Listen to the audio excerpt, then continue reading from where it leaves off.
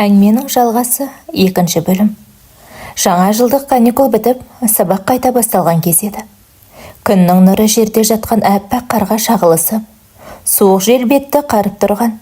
Көше бойындағы үйлердің мұржасынан түтін будақтап, айнала тым-тырыс еді.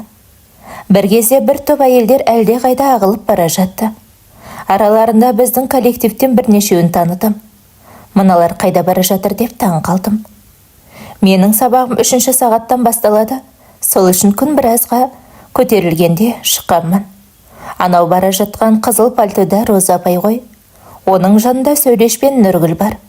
Алдағы бара жатқандар осы ауылдың жергілікті қатын-қалаштары. Мына күннің суығында бүкшеңдеп алып, бір жаққа кетіп барады. Әйтеуір мектепке емес, өйткені біздің мектеп басқа бағытта. Соңдарынан айқайлаған ыңғайсыз, олардың бәрі менен үлкен мұғалімдер. Бірақ қайда бара жатқандарын білгім келіп, қолғабымды шешіп, қалтамнан телефонымды шығарып, қоңырау соқтым. Апай, қайда бара жатсыздар? Мен соңдарыңыздан көріп қалдым, дедім Роза апайға. Естімегенсің бе? Динаш апайдың суық хабар келді, дейді. Сол жерде ештеңе түсінбей тұра қалдым. Барсаң жүр, бізбен бірге кіріп шығасың деген. Роза апай тоқтай қалып, артына қарады. Бірақ жүрейін десем жүре алмай қиналдым. Аяғымды көтеріп басалар емеспін. Динаш апайды кеше ғана көрген жоқпын ба? Әупірімдеп отырып алдағы мұғалімдерге жеттім. Сөйтсем жасы 36-ға келген жас апайдың аяқ асты жүрегі тоқтап қалыпты. Жақында ғана туған күніне деп 3000 теңгеден жинағанбыз. 35-ті толтырып 36-ға кеттім деп рахметін айтып отырған. Бұл апай біздің мектепте завуч, Томар ағайдың әйелі. Негізі ол кісінің аты Томар емес, Омар. Менің қайнағаммен аттас болған соң алдына т қойып, Томар ағай деп сыбырлап сөйлейтінмін. Біздің қазақта қайын жұртының аттарын ататпайтын ғұрып бар ғой. Сосын Сәрсен деген ағайды Мәрсен деп жүретінмін. Бұлардың бәрі менің қайын жұртыма тиесілі есімдер. Осылайша күтпеген жерден Томар ағайымыздың отбасы қара жамылды. Рулас апам боп жүрген Динаш апайым бақилық болып кете барды. Артында анашымды аңыраған 2 қыз қалды. Осындайда ойлайсың, мына өмір деген бір тұтам ғой дейсің. Ажал деген әзірелі шақырса, аяғың аспаннан келіп кете бересің. Мына өмір түкке тұрмайды ғой, түкке тұрмайды. 5 күндік жалған дүние деген осы екен. Бұл дүние біреумен бет шыртысу түгілі, ауыр сөз айтуға тұрмайды. 60-ның 5-іне келген атамнан хабар күтіп жүргенде, оның жары жасына келген апайым кете барды. Бұл апайды бұрыннан танымаймын. Мен мектептен кеткенде келді. Универді бітіріп келіп, жұмысқа тұрғанда коллега болдық. Соңынан сұраса келе, сұрулас болып шықтық. Соған дейін көргенде естігенде емеспін. Басқа жақтың қызы еді, ал Томар ағай осы ауылдың тумасы болатын. Сонымен жылап сықтап, бір топ мұғалімдер кіріп шықтық. Әрі қарай тірі адамның тіршілігі басталды. Мектеп бір аптадай күңіреніп алды да қайда жалғасты. Арадан ай өтпей, Динаш апайымыздың ілінген суреті алынып, өзі де ұмыт болды. Естерін жиған 2 қыз сабағын жалғастырды. Ал менің өмірім сол баяғы сарында өте берді. Не бала көтермедім, не басқа жоспар жасамадым. Атамыз қисайған қалпында жата берді. Ерте көктемеді. Бір күні кешкі тамақ басында отырсақ, қоңырау соққан енем аттың басын бос қойды. Сыры белгілі қатын ғой, бұлапыттап, көкбеттеніп баласына айқайлап берді. Мамаң не деп жатыр? Деп сұрадым сөйлесіп болған күйеуімнен. Не қыласың оны? Дейді. Сонша барғырып не деп жатыр? Мен де білейін да. Қоя сал, қажеті жоқ. Айтпасаң, айтпайдың тоқалы бол. Кел деген болса бармайсың, барсаң келме. Деп томсырайып жатып қалдым.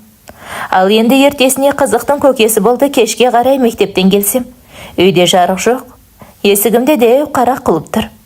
Біздігін алып тастап басқа құлып салыпты. Мұның енемнен келгенін түсініп, күйеуіме қоңырау соқтым. Білмеймін, өздерің шешіп алыңдаршы. Миымды ашытып жібердіңдер дейді.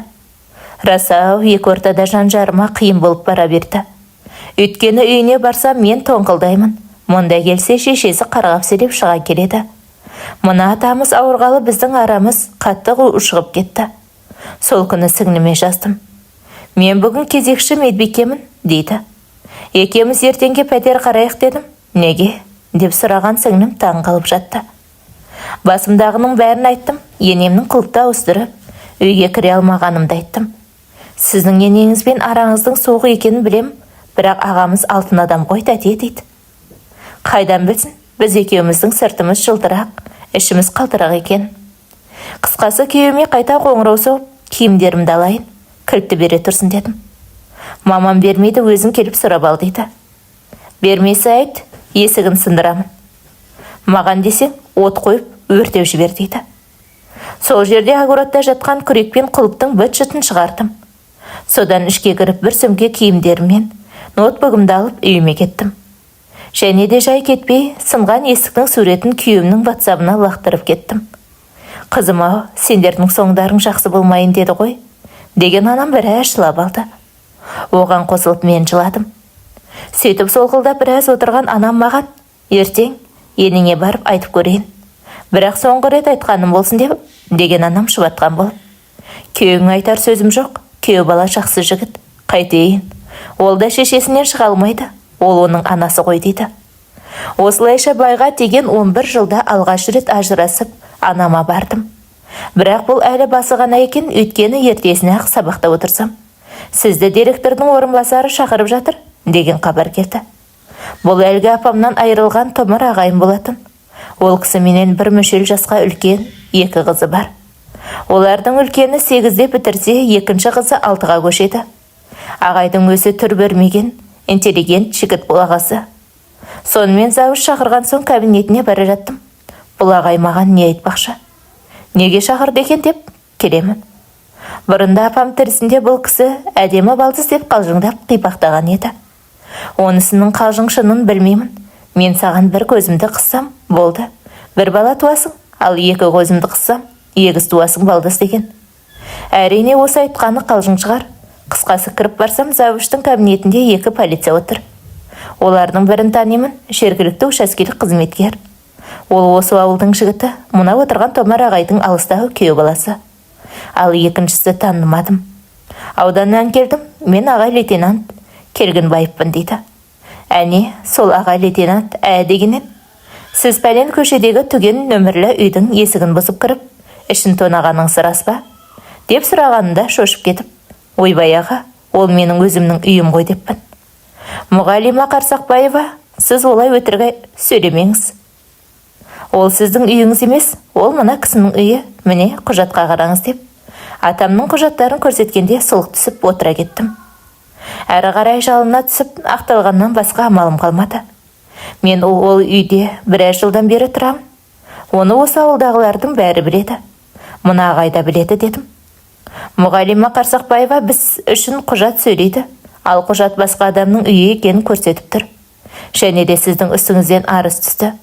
Біз енді қылмыстық іс қозғамасақ басымыз кетеді. Сіз бізбен ерегіспеңіз, әйтпесе анау кісі 10 миллион ақшам бар еді. Қарсабаева есігімді бұзып, ұрлап кеткен деп жазса, сіздің жағдайыңыз нашарлайды. Білесіз бе, ол деген өте ауыр қылмысқа жатады дейді аға лейтенант. Ағай, сіз менің сол үйде қанша жыл тұрғанымды білесіз.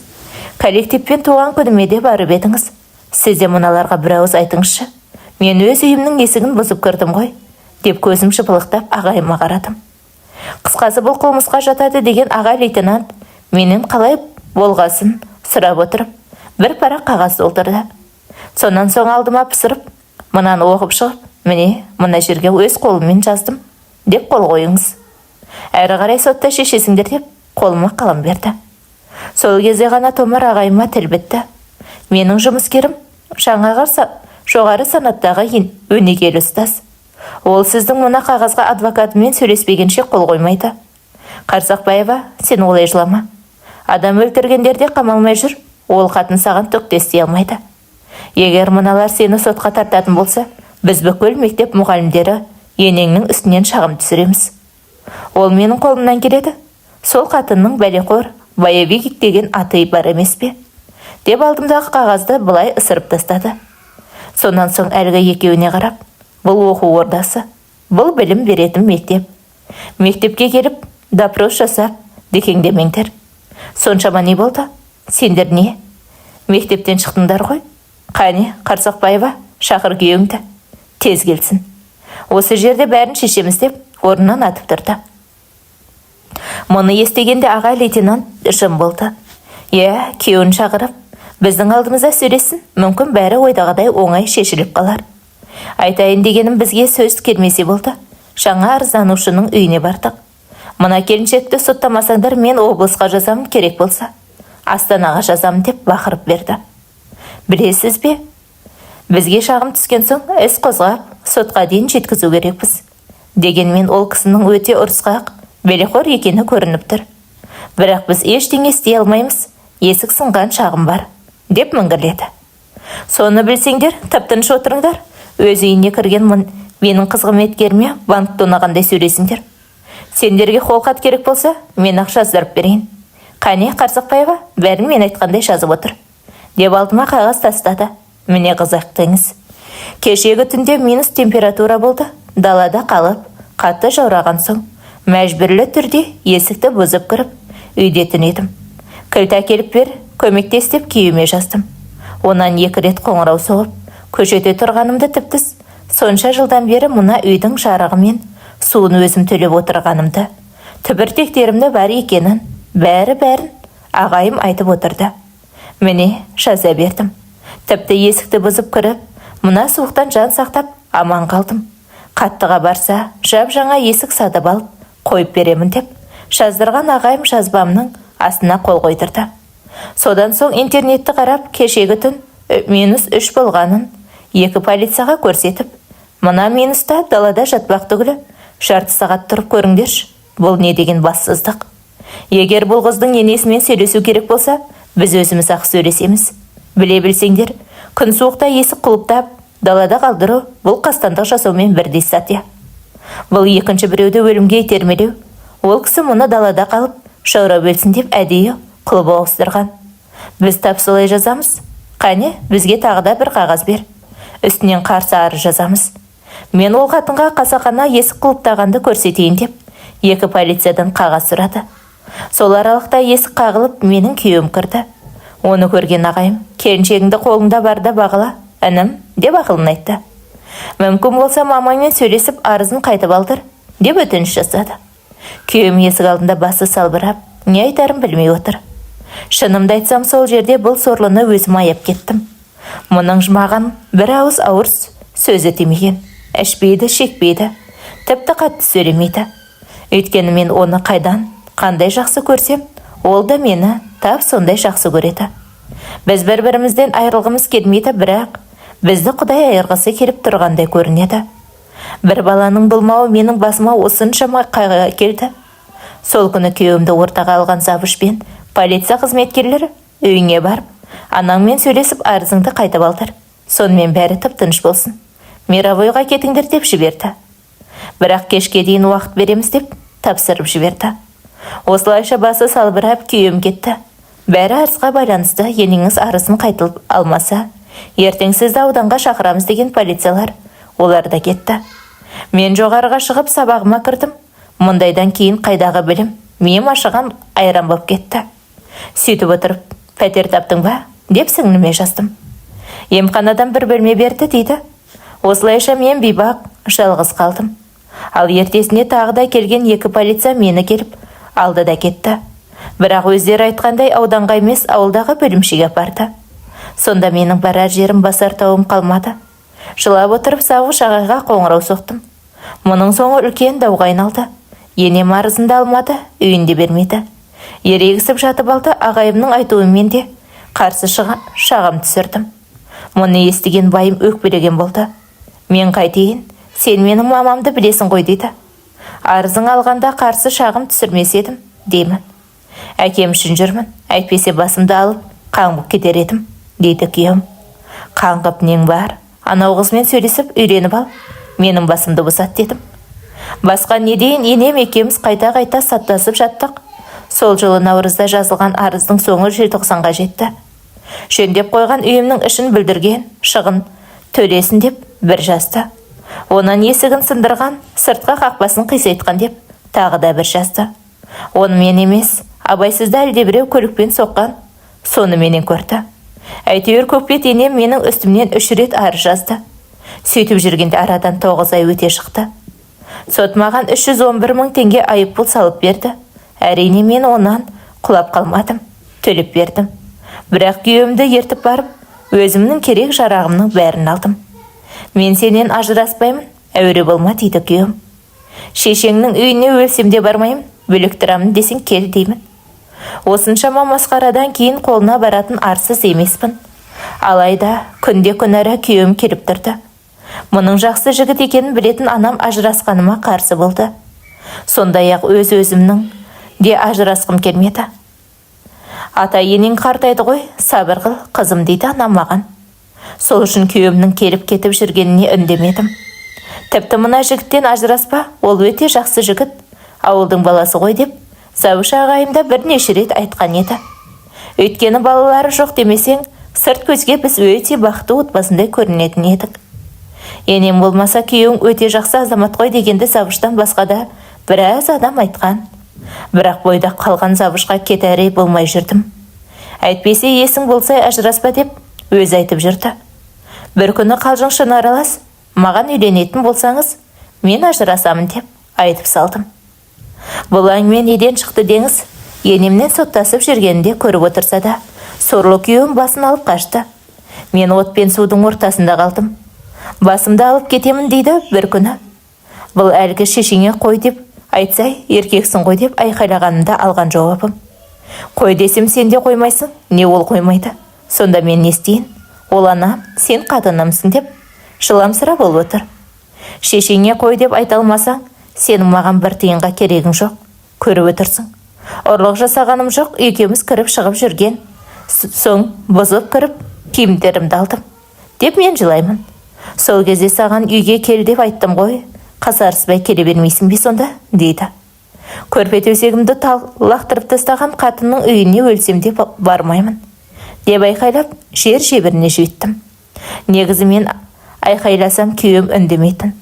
Осы ретте баратын жеріңе барып, тидің адаңыма тиіп ал деп кетіп қалды. Мұндай жоқ еді ғой деп таң қалдым. Ал арадан бірер күн өтіп, баяғы сіңлімнің, енемнің үйіне кіріп шығып, жүргенін тағы да естім. Ол маған емханадан бір бөлме берді деп жүрген. Бірақ бірде сонда болса, бірде біздің үйде қонып жүргенін білдім. Атама 2 күннің бірінде жедел жәрдем шақырып жататын. Анам барып қалын сұрап келіп жүрді. Онан тағы да бір келіншектен кіріп шыққанын естім. Мүмкін сол қызға сенген болар, әйтеуір өмірі маған дауыс көтермеген күйеуім сол күні алғаш рет айқайлап ұрысып шығып кетті. Осыдан кейін біздің арамызда ақ некеміз анық бұзылуға барады. Сіңлім, сен сол үйде не қып жүрсің деп жаздым бір күні.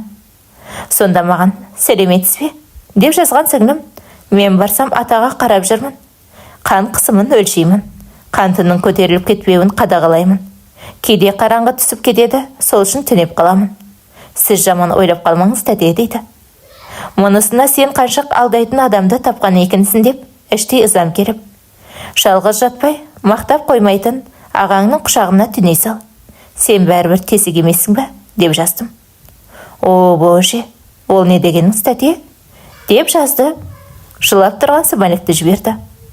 Не деп тұрғанымды ішің біледі ғой. Үйімді шатқызғаным үшін жасаған жақсылығың осы ма? Деп айқайлап бердім. Сол жерде мен бұғаттаған сіңлім безіп кетті. Осылайша онымен де қырғи қабақ болып, бет жыртысып тарастым. Әбүйір болғанда WhatsApp'та ғана көзіме көрінсе шашын жұлар едім, кім білсін. Енді менде неке бар, бірақ бай жоқ. Ене бар, ата бар, бірақ баспана жоқ. Соңында өзім ойлағандай қу басымды құшақтап жалғыз қалдым. Обалымнан не керек, күйеуім жасып, бәрін қойып келенді деп жүрді. Тіпті әкемнің азғана өмірі қалды. Мені түсінсең үйге қайт деп жазатын. Өлсем де бармайым, әуре болма деп қайтарып тастап бармай жүрдім. Ол аз десеңіз анау қаншыққа үйреніп ал, сонда бәрі жақсы болады деп кекеткен болдым. Тап осы айтқаным менің өмірімдегі ең үлкен өкінішім болатын шығар. Өйткені үйге келген күйеуім кеттік деп жалынды. Бармаймын деп отырып алдым. Әй қыз, жынды болмай, бара ғой деп анам шықты. Айтып әуре болма, мен бармаймын дедім, бармаймын деп отырып алдым. Сонда әрі-бері қипақтаған күйеуім біразға дейін отырды. Біліп отырмын, бұл сорлыға менен төсек керек. Үндемесем құшағыма түнеп, келесі қызғанынша қарасын батырмақшы. Соны білгенде, бар, кет үйіңе, шешеңе бар, менің ұйқым келді деп бақырдым. Мен сені жақсы көремін, деп кеткісі жоқ. Жақсы көрсең осында кел, бірақ үй алғанымша кетпейтін болсаң кел дедім. Қойшы, қайын жұртыңда тұрып жатыр деген өт қой, дейді. Ендеше шешеңнің кілтін ал, бос тұрған үй бар ғой, десем. Оны сұрап отырма, мамам ол үйдің кілтін бермейді. Сатамын деп отыр, дейді.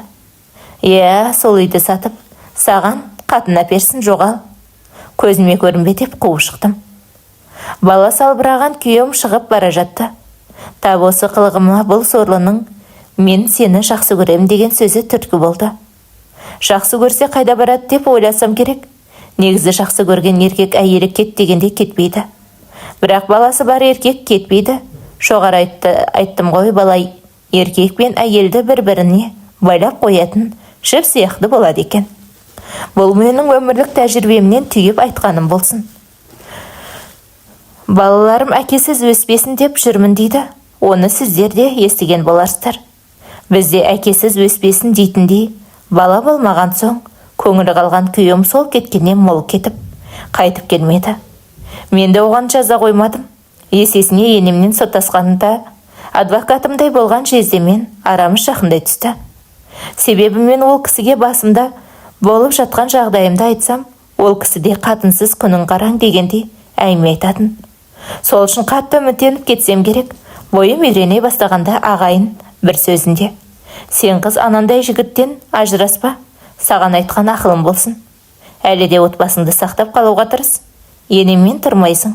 Енең бір берісінен әрісі жақын қартайған кісі ғой, дегенді айтты. Осыдан кейін расымен де ойланып қалдым. Содан бір күні тағы да телефонда сөйлесу барысында: көзіңіздің астына алып жүрген келіншегіңіз бар ма ағай, деп сұрадым. Динаш, апаңның жылы өтпей ойланбаймын, әйелімнің әруағына сыйлаймын, деп жазды. Осыдан кейін бұл кісіден үмітім үзіле бастады. Әйтпесе екі қызын қолыма алсам, марқұм апайдың орнына ана болсам деп едім. Оған ағайдың сөзі еңсемді түсіріп бастады. Сөйтіп жүріп бір күні медициналық кітапша керек деп емханаға бардым. Әлгі сіңлім барғандарға жазып беріп жатыр. Бұл қызға аузыма келгенді айтып ұрсып едім, жазып бере қоймас деп қорқай басып. Кезегім келгенде алдына кірдім. Бір ойым, бұл оның жұмысы ғой, неге жазбайды екен деп қоямын.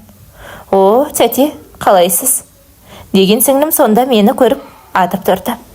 Жақсы, өзің қалайсың деп сұрап жатырмын. Менде де жақсы, мен сізді түсінемін деп қояды. Содан нені түсіндің? деп сұрадым. Ағамды қызғанғаныңызды түсіндім, дейді. Деп отыра бергенде, ағам қызғанатындай бар ғой, Солотой адам деп қояды. Солотой болса тиіп көрші, сен оның шешесі қандай екенін білмейсің, деп айтып алып, қызғанып қалдым.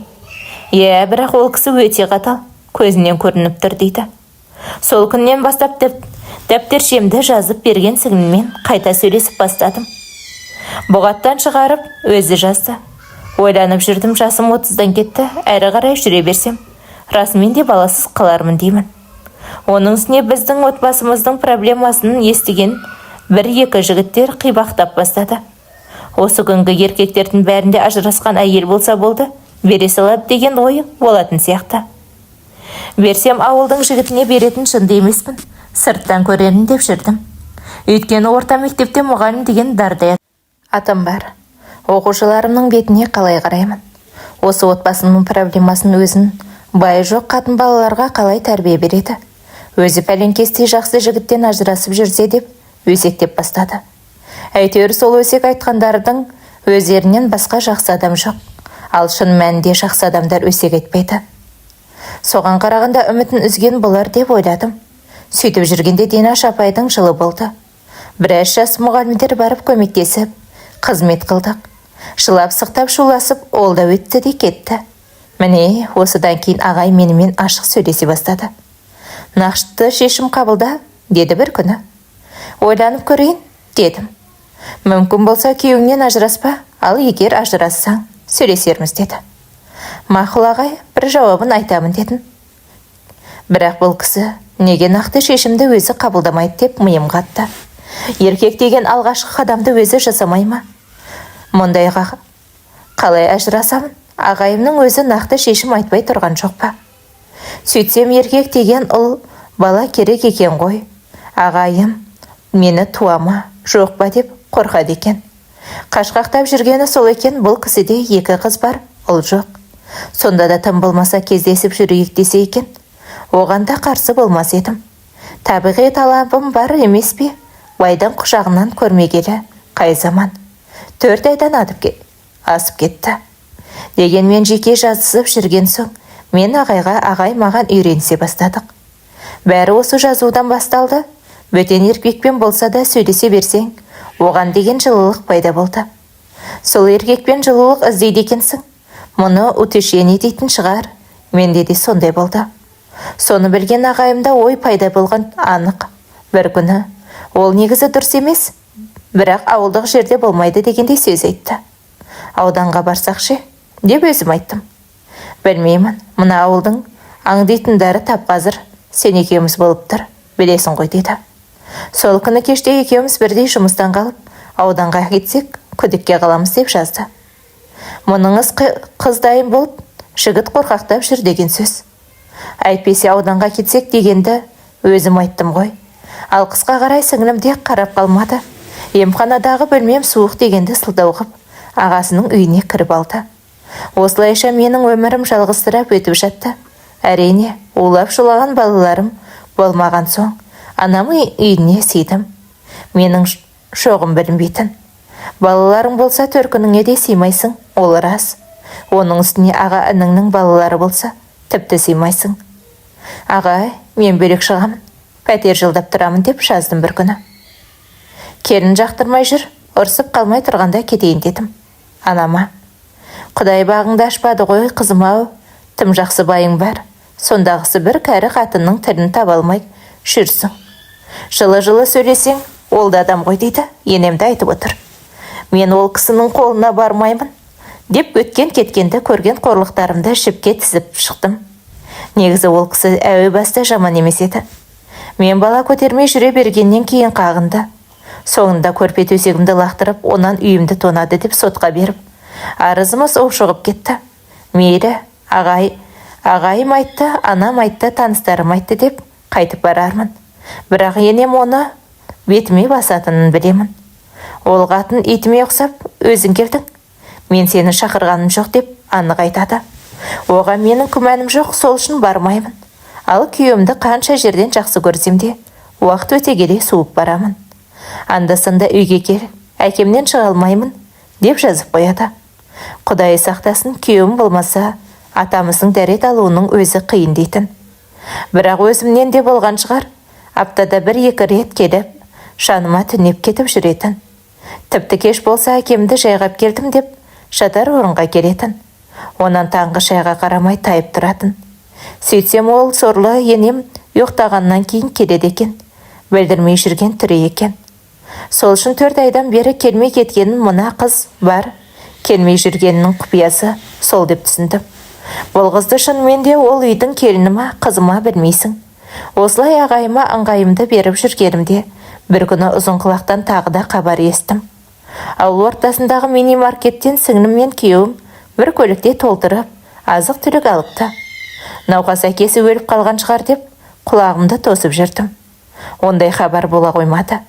Жағдайы нашарлап төмендеп жатқан болар дедім. Бәрібір ешқандай хабар болмады.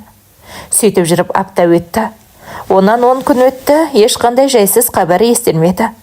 Демек екеуінің некелерін қиып, Құран оқытқан шығар. Әйтпесе сонша азық-түлікті неге алды екен? Болмайды, бұлай жүреуге болмайды. Байым басқа қатын алмай тұрып, мен кетуім керек. Аптаның ішінде соңғы шешімім деп уәдемді беріп, ағайыма тиіп алдым.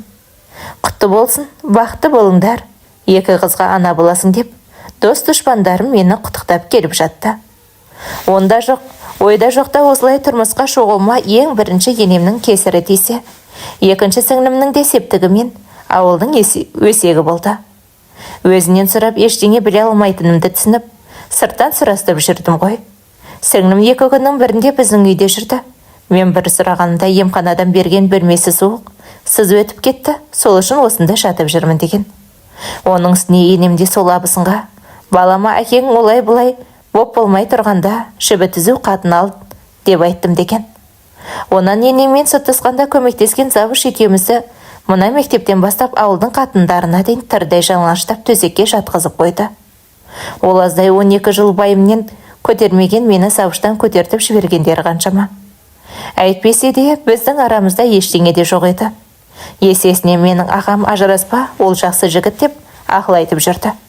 Рас, ашу шақырған енемнің әкеңді көріп отырсың, сен болмағанда қараусыз қалатын еді.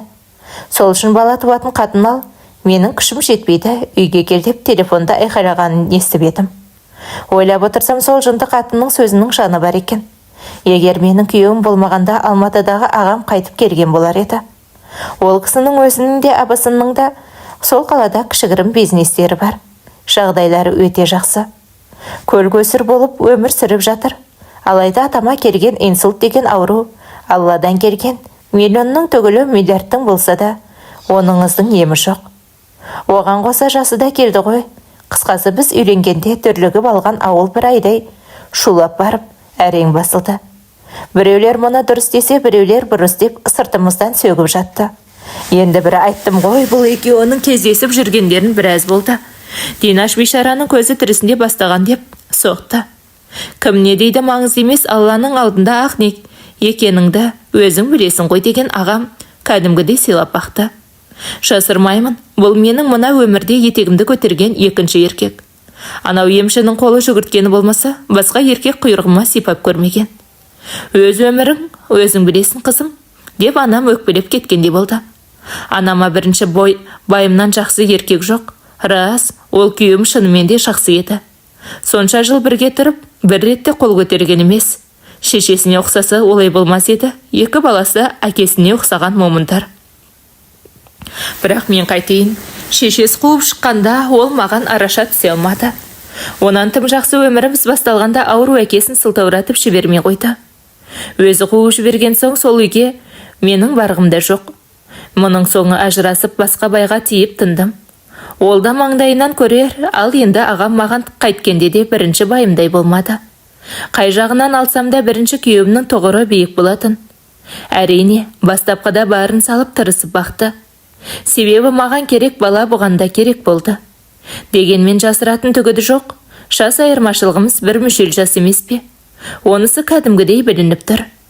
Қанша жерден жас көрінеді дегенмен 45 жастағы жігіт ағасы және 30-дан енді кеткен байымның арасы жер мен көктей екен. Мұндайдан мен бейбақ бала көтерем деп тағы да қайғы басты. Білмеймін, тым болмағанда бір балам болғанда барына қанағат тұтар едім, кім білсін. Бір күні соңғы сабағымда отырып WhatsApp-қа кірдім. Қарасам бірінші күйеуім кіріп шығып отыр. Әрі-бері ойланып отырып жазғым келді. Білмеймін, неге жазғым келді. Мен оны қатты сағынған сияқтымын.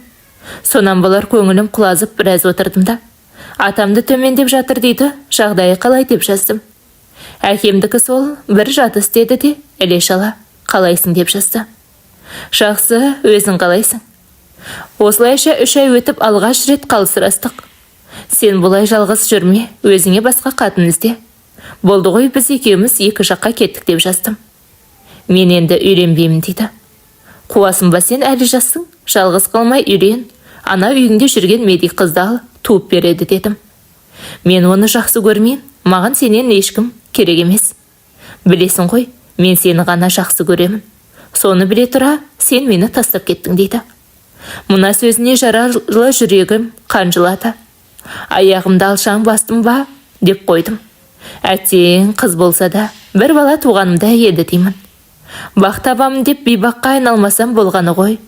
Мен саған өзім жазып тұрамын, сен маған ретсіз жазба дедім. Сені қатты сағынып жүрмін. Жаным, мені қатты сағындым дейді. Болды, жазба жаным, жазба. Өзімнен хабар күт деп қойып, шығып сып бердім. Содан соң үйге келіп жатып алып зар еледім. Менде бейбаққа мына жалғанда бармақтай байық бұйырмай масыра. Осы заманға көп қыздар осы жолмен жүр ғой. Бір баланы туып алып, ажырасып кете береді. Бірақ олар жастар алдарында ненің барын білмейді. Алла жазып қартаю бұйыртса жалғыз қалғандарын сонда түсінеді.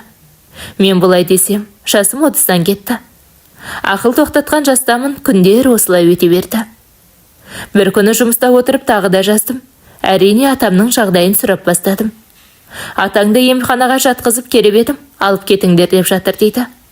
Онда сен ауылда неғып жүрсің? Әкеңнің жанына бармайсың ба деп сұрадым. Мамам кетті, мен бармаймын. Өмекеңдер ертең бірсі күні әкеледі дейді. Анау медик қарындасын қайда деп сұрадым. Ол емханада жатып жүр, мен үйде жалғыз қалғанда келмейді ол дейді. Сол қызды үйтіп-бүйтіп не қылсайшы? Ол тесік қыз маған өзі айтқан деп айтып салдым. Ол маған керек емес. Керек болғанда әлде қашан еді ғой, деп жазған күйеуім шылап тұрған смайлик жіберді.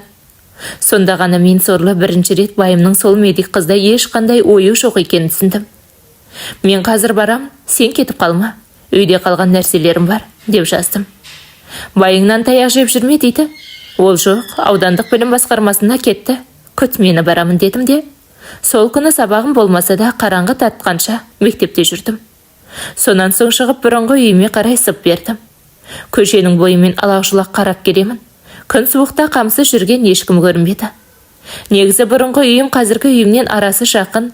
Үлкен жолдан тар көшеге бұрылсаң 5-ші үй. Ал қазір үйіме бару үшін осыдан кейінгі көшеден бұрылсам, ол да 5-ші үй. Мен үйіме жетпей бір көше бір береден қарадым. Тар көшеде ешкім көрінбеді. Сол үшін жылдамдатып бұрынғы үйіме жақындадым. Қарасам ауласының жарығы қосылып тұр екен. Телефонымды шығарып жарықты өшіріп, қақпаны ашып қой, дедім. Өйткені тарсылдатып қақпаны ұрып жатпайын дегенім еді. Сол сәтте ауланың жарығы сөніп, сықырлап қақпаның ілгіші ағытылды. Жетіп барып кіріп кеттім. Күтіп тұрған күйеуім құшақтап алып көтеріп кетті. Сонан соң көк көрпенің бүлкілі басталды. Аппақ тесекке атып ұрып, киімінің бәрін сыпырып алды. Мен де қарап қалмадым. Кеудесінен төмен қарай сүйіп беріп, соңында тізерлеп отырып, сүйір қасқасына сәлем бердім.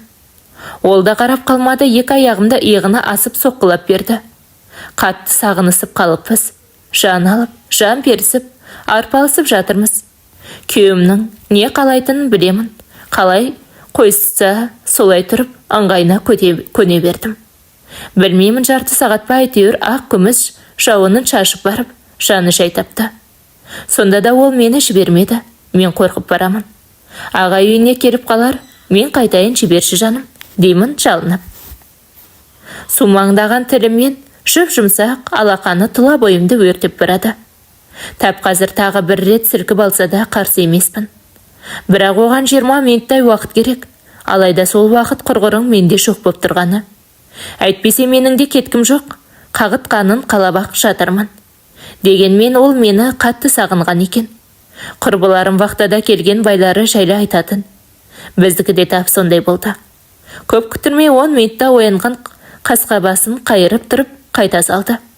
Онысы ұйқысынан ерте оянған аю сияқты ұмтылып, аузымды қандырды. Өйткені жарты сағат емес, 1 сағаттай айқасып, ақ тер көк терімді шығарды.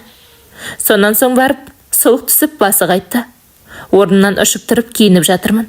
Жуынып алайық жаным, душқа кір дейді. Жоқ жаным, жолда суық тиіп қалады.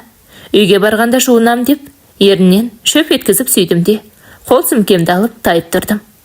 Бірақ сен маған жазба, өзім жазып тұрам деп шегелеп тапсырып кеттім. Ал енді тап осы күннен бастап, екі байды салыстырып ойлана бастадым. Ағайым да жаман емес, бірақ жасының келгені өзі керегін алған адам. Мұна байым бұл басқаша, шіркін, бұрыннан басқаша. Мұның әрбір соққысынан алған ләззатыңды басқадан ала алмайсың. Екеуінің арасындағы жас айырмасы 13 жас. Бұл аптаның бір күні айдақтаса, қалған 6 күнінде бос қаласың. Ал бірінші күйеуімді 6 күн айдақтаса, бір күн демаласың. Сол демалыста өзің құлап, сұрап аласың. Негізі эмоцияға берілгіш, күйгелек еркектер сабырлы, салмақты еркекке қарағанда жібесе алмайды дейтін. Сонысы рас шығар. Бірінші күйеуім өте сабырлы болса, мұна ағам күйгелек деу кісі. Бір қызығы сол түні ауданнан келген ағамда біраз етініп, Көрпе көтерген онысынан түк сезбедім десем де болады. Әйтпесе ол да біраз сіркілеп әуреге түсті. Ал енді ұзын сөздің қысқасы осы күннен бастап өзімнің бұрынғы күйеуім өзіме көңілдес болып шыға келді. Ол менің сабақ кесемді біледі, өзім беріп қойғанмын. Бір смайлик жіберіп күтіп отырады. Сабақтан босай сала болмаса соңына қарай жауап беремін. Қысқасы, Қаратас ұйқың келсе болар мамық деп, абай атам айтпақшы, ауылда болса да солға жүремін деген қатын жүреді екен. Уақытта да бад екен. Өйткені сол жылға, жаңа жылға дейін 4 рет кездесіп тастадық. Қалауын тауып қар жанып, керегімді алып жүрдім. Бірақ бұл қыс айы ғой, қараңғы ерте түседі. Ертең жаз айларында қалай болады деймін. Оныңызда өз оқушым ағайымның үлкен қызымен арамыз алшақтай бастады. Мен оның ұрлана қараған көздерінен кәдімгідей шошитынды шығардым. Ішім қылп ете қалатын болды. Бірақ 10-шы сынып оқитын қыз көңілдес дегенді қайдан біледі деп қойып, өзімді өзім жұбатып, жүрегімді басып жүрдім. Бір күні 3 жыл жатқан адам бейшара дүние салды. Барсам ба, жоқ па деп таңғалып отырдым. Өлім жетімнің орны бөлек, өлген кісі сенің ата дұшпаның емес. Тұз нәсібелерің жараспады. Баласынан ажырастың, оны бірақ Құдайдан көр. Бұрынғы атаңның жаназасына барғаның дұрыс, сауап болады деп мектепте бір үлкен апай ақыл айтты. Сол жаназа болатын күні демалыс еді, ала тонымды шешіп алмайтын шығар, барамын деп шештім. Кеше жұмыстан қайтқанда көргемін, үй алдына киіз үй тігіліп, бір топ жігіттер жүр екен. Олардың бірнешеуін таныдым, олар менің бұрынғы күйеуімнің құрдастары, яғни менің де құрдастарым болатын. Мұндайда бармасам ет бұлар Құдайдан қорғайын. Онсыз да баласымен некемді бұзып, онан қайта жатып күнәһар болып жүрмін ғой. Себебі ауданға кеткен ағамда баруын керек қой, барып көңіл айтып шық. Мен мұндамын, сен көрініп кел деген. Сол үшін жаназа болатын күні жуынып шайынып, киіне бастадым. Және де жалғыз өзім бармайын деп, көрші тұратын Дариға деген келіншекке бірге барайық деп айтып қойғанмын. Сөйтсем, апай қайда барасыз дейді. Үлкен қыз сұрап бастады. Жаназаға барамын, айта қайтыс болған деп киіне бердім. Деген қыз сонда есігімді тарс жауып кете барды. Бұл қыз маған мама деп айтқан емес, әкесіне де айтпаймын деген. Айтпаса өзі білсін, онда тұрған не бар деп папасы екеуміз қоя салғамыз. Сонан бері бұл қыз маған апай деп сөйлейді. Әрине, кімнің болса да марқұм анасын көзі қоймайды. Сонан болар деп жүрдік. Сондай-ақ әкесінің жанында бөтен келіншекті көру балаға әсер етеді. Әсіресе қыз балаға әсер етпей қоймайды. Дегенді несі? Деп қойып шашымды жөндеп киіне бердім. Оның арасында қыз естісен дегендей қоңырау соғып, Дариға, дайынсың ба, шықтың ба? Үй жаққа келе бер, мен де дайын боп қалдым деп дауыстап қоямын. Иә, міне шығып жатырмын. Жаназаның сағат 11-де дейді ғой, әлі жарты сағат бар деген коллега келіншек шығып жатқанын айтты. Сонан келіп қалатын уақыты болды деп, жатым бөлмемнен шыға бердім. Сөйтсем қарсы алдымда үлкен қыз күтіп тұр екен. Параллель көшедегі пәленкес деген ата қайтқан ба, сіз сол жаққа барасыз ба? Деп сұрады. Иә, Дариға апаймен ата өлген үйге барамыз деп, аяқ киімді кие бергенім сол еді. Ол үйге ата өлмей-ақ барып жүрген сияқтысыз, деп айтып салды. Сол жерде көзім бақырайып, қаттым да қалдым. Сол күні шошып барып, үйден шыққанымда жолда тұрған Дариғаны көріп, әрең дегенде есімді жидым. Сондағы қорыққанымды қайтейін. Мұна қыз өзі не айтты деймін? Бұл менің өз үйіме кіріп шыққанымды көріп қойғаныма. Әлде бір сусылдақ өсекшілерден естім екен. Артымда ашпай тұрып, мектебін бітіріп құрса еді, онан әрі байға кетсе тып-тыныш болармын. Өйткені қанша жерден ойнастық жасағаным дұрыс емес десем де, маған бұрынғы күйеуімсіз мына өмірдің қызығы жоқ екенін түсіндім. Жалғыз алданышым жақсы көретін жұбайым еді. Ал қанша жерден аға мені алақанына салып сыйласа да, бұл кісі маған бәрібір бірінші байымдай бола алмады. Ал енді сол күні есік алдында басы салбырап тұрған күйеуіммен қайнағымды көргенде қатты ұялдым. Онан әрі де адамның бауыры мен оның балалары тұр. Бәріне көңіл айттық та, бір топ қыз келіншек үйге кірдік. Абысыным мен енемді құшақтап көңіл айтқан болдым. Алайда көзімді сығымдап жүрсем де, менің есімнен үйдегі қыздың айтқан сөзі кетпей қойды. Алайда үйге келсем жоқ екен. Оның ертесіне тағы да ештеңе сұрай алмадым. Қалай сұраймын? Не деп сұраймын? Өзім айтқандай бірнеше рет барып шықтым демек, біреу болмаса тағы да біреу көрген анық. Ал егер үндемей жүре берсе, ол қыз әкесіне айтса ше. Сол үшін байым сұрап қалса, не айтатынымды іштей қайталап дайындалып жүрдім. Әрине, сөмкемді алып қайттым. Деймін, басқа не деймін. Біз енді кездесе алмаймыз, бәрін доғарамыз деп жаздым бір күні. Бұл атамыздың 40 болады деп жүрген кез еді. Сол күні өзі жазған қалаға барып азық-түлік әкелемін. Алдағы апта әкемнің 40-ын берем деген. Мен сенсіз өмір сүре алмаймын дейді. Менің амалым жоқ, ауылда көзге түсеміз деп жаздым. Ендеше қалаға барып кездесіп тұрайық деп жалынды. Болмайды деп те, болмайды. Енді маған жазушы болма, күйеуім бар деп қорққан болдым. Ол оны тыңдамады. Ұзыннан ұзақ бірдеңелерді жазып жатты. Негізі оның менден өмірі жоқ еді, сақтап алғамағанмын. Өйткені жатқа білетімін. Керек кезде теріп жіберіп, WhatsApp-ына жаза салатын едім. Басында мен жазбағанша жазбайтын байым, соңына қарай үдеп кетті. Мектепте жүргенімде білсе сағатқа қарап жіберіп, жаза сағатым болды. Мен сонда сабағыма алаңдап WhatsApp-ыма қарамасын. Қарашы дегенде күдік тастайтындай шығарды. Бұл деген өте қауіпті еді. Мұндайдан бір күні болмаса бір күні қолға түсетінімді білдім. Ешкімнің басына бермесін, бұл деген өте қиын. Үнемі телефоныңды жасырып, жазып қалама деп қорқып үрейленіп жүресің. Әрине, мұндай қорқыныш жүйкеңе тимей қоймайды. Қит етсе қорқақ қоянның кебін киесін. Ұрының арты қуыс дегеннің осы екен. Сонан соң үлкен қыздан хабар күтіп жүре бердім. Жоғарыда айтқанындай сөмкемді алуға бардым деймін. Алайда қыздан ғана ағамнан да ешқандай жаңалық болмады. Айттым ғой, не қыз ештеңе демеді, не мен айтпадым, осылайша бір ай өте шықты. Мен сені емдетіп көрсем, деді бір күні ағам маған. Біраз жерге бардым, болмады деді. Сол қағаздарың қайда? Деп сұрады. Арғы үйде қалды десем, қағаздарың керек, менің бір врач полчаным бар, сол сұрап жатыр дейді. Мен ол үйге бармаймын, білесіз ғой, қажет деген сараптамаларын жазып берсін, қайтып тапсырамын дедім. Сол жерде ас қайырған күйеуім телефонын шығарып, бір еркекпен сөйлесе бастады. Құлағымды созып тыңдап отырдым. Анализдерге ақша шығындап қайтесіңдер, тым болмаса бір доктор жазған заключение болса да болады, соған қарап айтамын дейді палшаны. Үйіне барып әкеле ғой, деді күйеуім. Мен ол үйге баратын болғанымды сізге тимес едім деп басымды ала қаштым. Сонда маған бір түрлі қараған ағам, ол сенің ата жауың емес, тұз дәмдерің жараспады. Ажырастыңдар, онда тұрған не бар? Менің де әйелімді құдай алып осындай болдық. Көрмейсің бе, мен бұрынғы қайын жұртыммен араласа бермеймін. Сенің де үйіңмен араласамын. Бұл біздің маңдайымызға жазылған тағдыр. Тағдырым солай болды деп, ат құйрығын үзіп кетуге болмайды. Онан көп өтпей, атаң қайтқанда, мен бар демесем баратын ойың жоқ. Мына дүниеден кетпейтін кім бар? Адам деген ондайды ойламау керек. Өлімнің аты өлім дегенде қосты. Жарайды, бір күні барып әкелерім деп қоя салдым. Әкеле суретке тартып, мына профессор палшаныма жіберейін деген күйеу орнынан тұрып пілтізеп кетті. Жұмыр жүрегім жұмсарып, мен қалдым. Барып араласа бер дейді ағам. Әрине, араласа бер дегені, байыңа бер дегені емес, оны түсіндім. Бірақ мен ол үйге барсам, байым бұтыма басын тықпай жібермейді, соны білемін. Ал енем барда, ол үйге сүйресе де бармаймын. Әй, тоқта, бұл маған бар деп әдейі айтып отырған болмасын.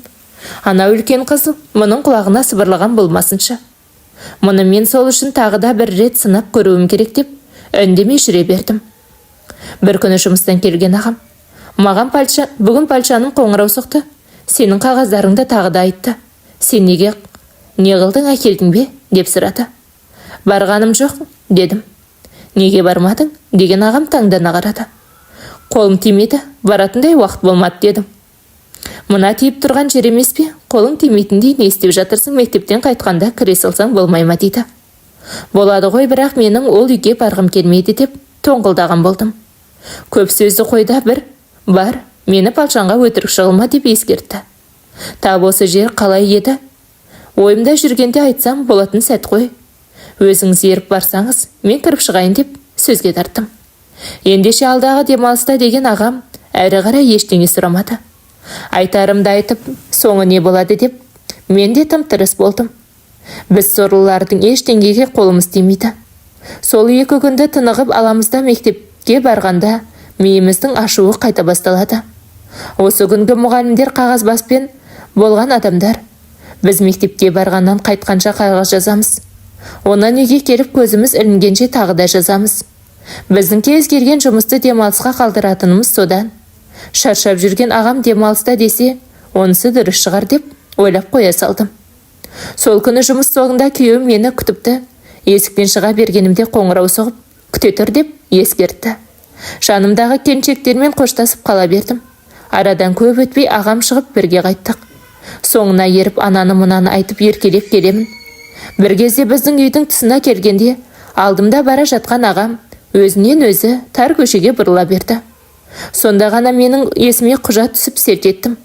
Ойбай, өлім деймін жаным шығып. Өйткені бұрынғы күйеуіме ескертпеген едім. Ол қазір мені көрсе, бас салып төсекке сүйрейтін анық. Сол жерде қалтамнан телефонымды шығарып, бұғаттан іздей бастадым. Алайда ескертіп үлгермедім. Біздің үйдің тұсына жеткенде ағам маған қарап, мен осы жерде қалам, сен барып алып шыға қой дейді. Бұл да бір құдайдың қиыстырғаны шығар, қақпаның ашық тұрғаны бар. Аңырап барып кіріп, есікті қақтым. Әлдекімнің жүріп келе жатқан аяқ дыбысы естіліп, есік ашылды. Келдің бе жаным, деген күйеуім ішке қарай тартып алып, есігін тарс жапты. Жынды жібер, қақпаның алдында күйеуім тұр деп, қасарысып жатырмын. Ол оны тыңдайтын түрі жоқ, қапсыра құшақтап, ішке қарай сүйреп барады. Кеудесінен итеріп ұрсып болдым. Ол онан сайын жабысып астыма қолын жүгірді. Сонан соң көйлегімді көтеріп жіберіп, іш киімнің шетінен суланған астыма салып кеп жіберді. Мен бұрынғы жатын бөлмемнің есігіне сүйеніп, тік аяқта талтайып тұрмын. Белімнен қапсыра құшақтап алған күйеуім шартта-шарт дегізіп соққылап жатыр. Мұндайда қалай айқайлайсың? Өз көтіңді өзің ашасың ба? Бұл енді шаруасы бітпегенше жібермейді. Оның үстіне аузыңа құм десеңдер де, айтайын, алапат соққысы ұнап барады. Сонда менің басымда есіктен шығарып, терезеден сыртқа қарап тұрғаннан басқа амалым қалмады. Анандай жерде қақпаның сыртында тұрған күйеуім мектептен қайтқан кішкентай оқушылардың бастарынан кезек-кезек сипап, бірдеңелерді айтып тұр. Әрине жарықта тұрған ол мені қараңғы үйдің ішінен көрмейді. Және де дайын тұрған құжат жоқ, оны іздеп табу керекпін дегенмін. Ол да біраз уақыт алады. Соны білетін ағам оқушылармен сөйлесіп, уақыт өткізіп тұр. Ал үйдің ішінде тік аяқта тұрғызған күйеуім мұнандай сұмдық жасап жатыр. Негізі осыдан кейін мен мұнан алысқа кете алмайтынымды түсіндім. Өз үйім, өлең төсегім дегендей, қыздай қосылғанның бір бөлек, жолдан қосылғанның бір бөлек екенін түсіндім. Шатастым ау деймін. Мен бейбақ осы қатты шатастым. Мұнандай соққыдан тумаған баланы анау шерткенінен туамын басыра. Білмеймін, сонда маған жабысып, біраз итінген бұрынғы күйеуім әйтеуір бір кезде шаруасын тындырды. Енді жоламашы, сенбесең әне қара күйеуім тұр деп, етер тастап іш киімді көтердім. Онан сол бөлмедегі айнаға қарап, орамалымды жөндеп, тартып көйлегімді түзеттім. Қалгөт киімді көтеріп, сандықтың үстінде тұрған жүкті аударып тастап, медициналық қағаздарымды алдым. Мына төсекті өзің жинап ал, мен асығыспын деп, шапқалап жатқан байыма бір қарап, шығып кете бердім. Мені бұғаттан шығарды, иә деп сыбырлаған күйеуім қала берді. Ал енді жолда жүре алсам демін. Астым білініп, өзімнен өзім ыңғайсыздана бердім. Сол сәтте үйде қыздардың бірі болса ғой деп келемін. Себебі кейде мына ағамның да есіктен кірген бойда төсекке сүйрейтін әдеті болған. Алайда ол былтыр үйленген кезімізде қазір ондайын қойған сияқты. Дегенмен ертиек дегенде ес болмайды, есіне түсіп, айғыры кісінесе, бағанағы байым сияқты бас салады. Сонан соң бұл сорлылар құтылып көр, душқа кіріп шығайын дегеніңіз сайманын сипап тікеңдеп тұрады. Әбүйір болғанда үйге жетсек екі қызда бар екен. Сонда ғана жүрегім орнына түсіп, толқығаным басылды. Бірақ бұл қалай болды деймін. Мұндайда не деуші еді? Бір оқпен екі қоянды атты деуші ме еді? Әлде басқаша айтама? Әйтеуір көңілдесі бар келіншектердің екі майданға соғысамын дейтінін білемін, мен де сондай болдым. Бір жағынан құжаттарымды көріп, ағамның жаны шай тапса, екінші жағынан талтайтып қойып, бұрынғымның жаны жай тапты. Ал өзімнің жанымның жайланғаны бұл енді мүлде бөлек әңгіме. Дегенмен қызық екен, бір құшақ құшақтарымды қараған ағамның палшаны, мына келіншегіңнің ешқандай ауру жоқ, тоңқайтып қойып тыға бер, тыға алмасаң маған бер деп қалжыңдап күлкіге қарық қылды. Оған менің ағамның қауқары жетсе болғаны. Не дегенмен 40-тың алтысына келіп, кәріліктің кәлләсі көріне бастаған адам ғой бұл.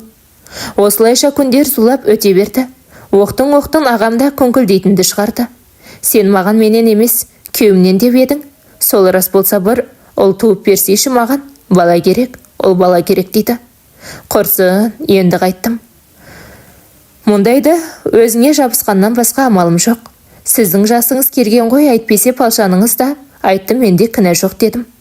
Мүмкін, иә деген ағайым ойланып қалды. Арадан тағы да бір ай өте шықты. Ағам тағы да түртпектеп бастады. Мені кәрі деші, ал жас жігіттен неге тумадың екен? 10 жылдан аса тұрдың емес пе дейді. Тап осы сөзіне айтатын жауап таппадым. Жатқан жерім жарылмады, мені кірмедім. Сонда менің ренжігенімді білген ағам. Өзің айтқандай менің де жасым кетіп барады білесің. Енді қартаймасам жасырмаймын. Маған ұл керек деп жасына қарайлап едім, деді. Сонда бұл айтқаны мен сені туады деп ойлап қалдым дегені ғой. Жоқ, ойлап қалдым емес, сеніп қалдым дегені. Сонда ғана мен бейбақ мына ағаммен де болашағымның бұлыңғыр тарта бастағанын түсіндім.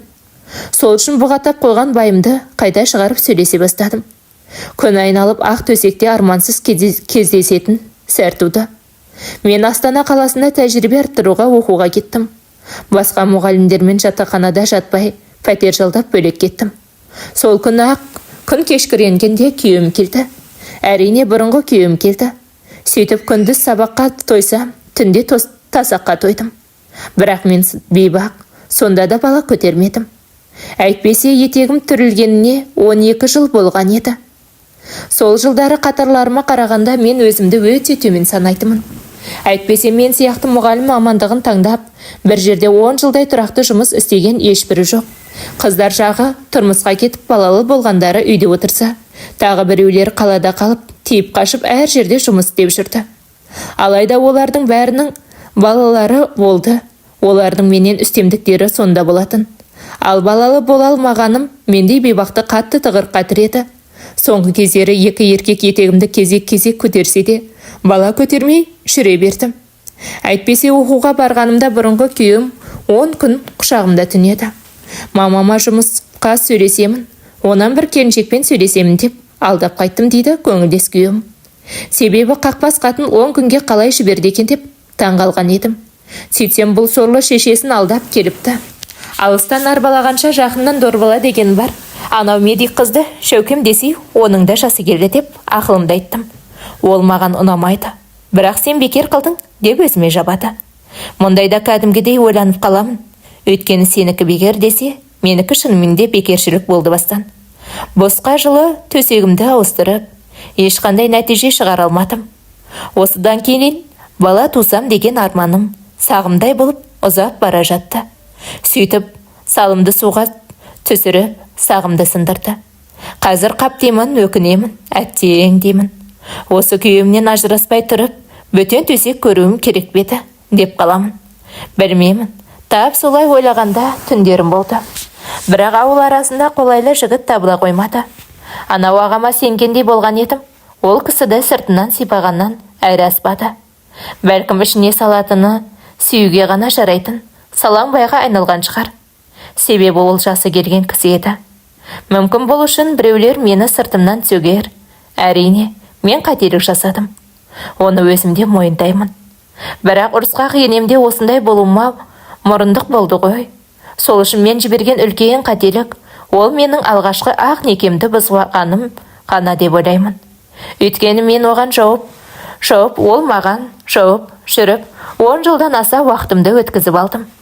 Сол кездерде әсіресе соңғы жылдарда бөтен еркек тауып алғанымды, бағымды сынап көруім керек беді.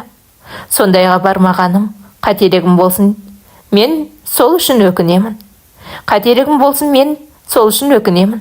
Бірақ тағы да айтамын, некелі күйеуі бар әйелдің ондайға баруы өте қиын. Қорқыныш, үрей дейсің. Әке шешенің абыройы бар, ұят дейсің. Бірақ ең қиыны балалы болғаныңда, күйеуіңе күдіктеніп қан тапсырса, қызға сонда болады. Міне осы соңғы айтқаным мені арам ойымнан қайтарып тежеп жүрді. Әйтпесе мына заманда 5 баласын 5 еркектен туған қатындарда бар ғой тіпті. Туған балаларының әкесі кім екенін білмейтін келіншектер де бар. Бірақ тәп-тәтті балаларының болса, екеңді былғап, бөтен еркекпен жату ең ластырлық. Сол үшін де мен Бибіққа онымен жатқаным аса қатты жеркенішті туғызбады. Бұл дегеніңіз үйренген жау атыспаққа жақсы деген саяды. Тағы да айтамын, мен оны қатты жақсы көрдім. Мен оның қылығына да, құшағына да үйреніп қалған едім. Дегенмен болар іс болды, бояу сыңды тағдырымның тәлкегі әрі қарай баяндаймын. Бір күні мектептен қайтқан үлкен қыз көңілсіз күйде есіктен кірді. Мен өзім осы қыздан секемденіп жүретімін. Бұл қызға сен мұғалім болма, мұғалімдік деген мие ашытатын жұмыс. Сен медик бол қызым, деп папасы айтқан. Сол үшін жақсы оқып дайындалып жүрген, өйткені биыл мектеп бітіреді, қалаға оқуға кетеді. Сол келгенде бөлмесіне кіріп, өзіне өзі бақырып жылап жіберді. Селт етіп шошып кетсем де, не болды, деп жетіп бардым. Ол мені есіктен итеріп жіберіп, ішінен іліп алды. Қыз, не болды саған? Қой жылама, қане есігіңді аша ғой деп сырттан тақылдаттым. Алайда төсегіне бүк түсіп жатып алған қыз ешқандай сес бермеді. Тек анда-санда мұрнын тартып құрсылдап жата берді. Мұндайда әкесіне қоңырау соғатынмын, бірақ баяғы сөзінен кейін оған жүрегім дауаламайтын болған.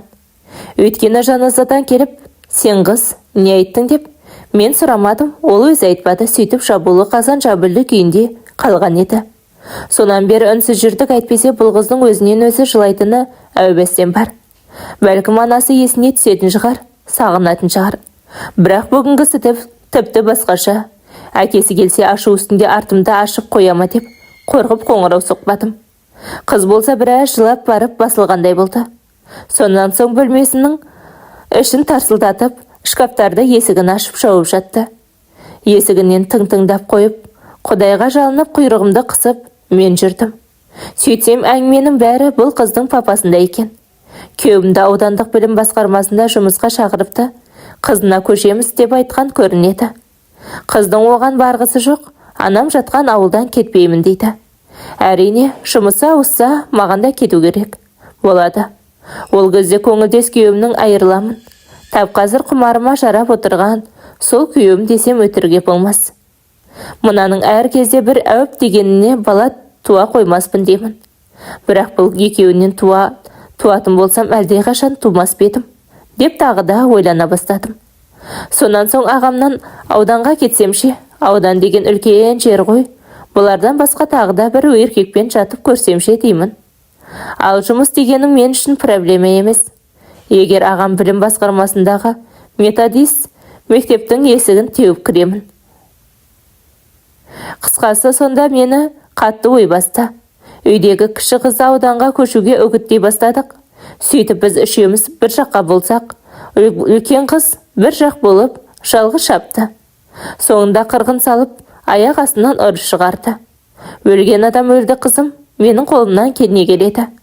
Өлгеннің соңынан өлмек жоқ, деген. Тірі адам тіршілігін қылады дейді ағам. Мен бармаймын, дедім де, бармаймын деді үлкен қыз. Қызым, айналайын, басыңа келіп тұрған бақты жіберме. Ауылда қалмайсың, дейді әкесі. Көшпейсің дедім бе? Көшпейсің бітті, дейді қызы. Негізі бұл қыздың аптасына 3 рет, 4 рет мамасының басына барып қайтатынын білемін.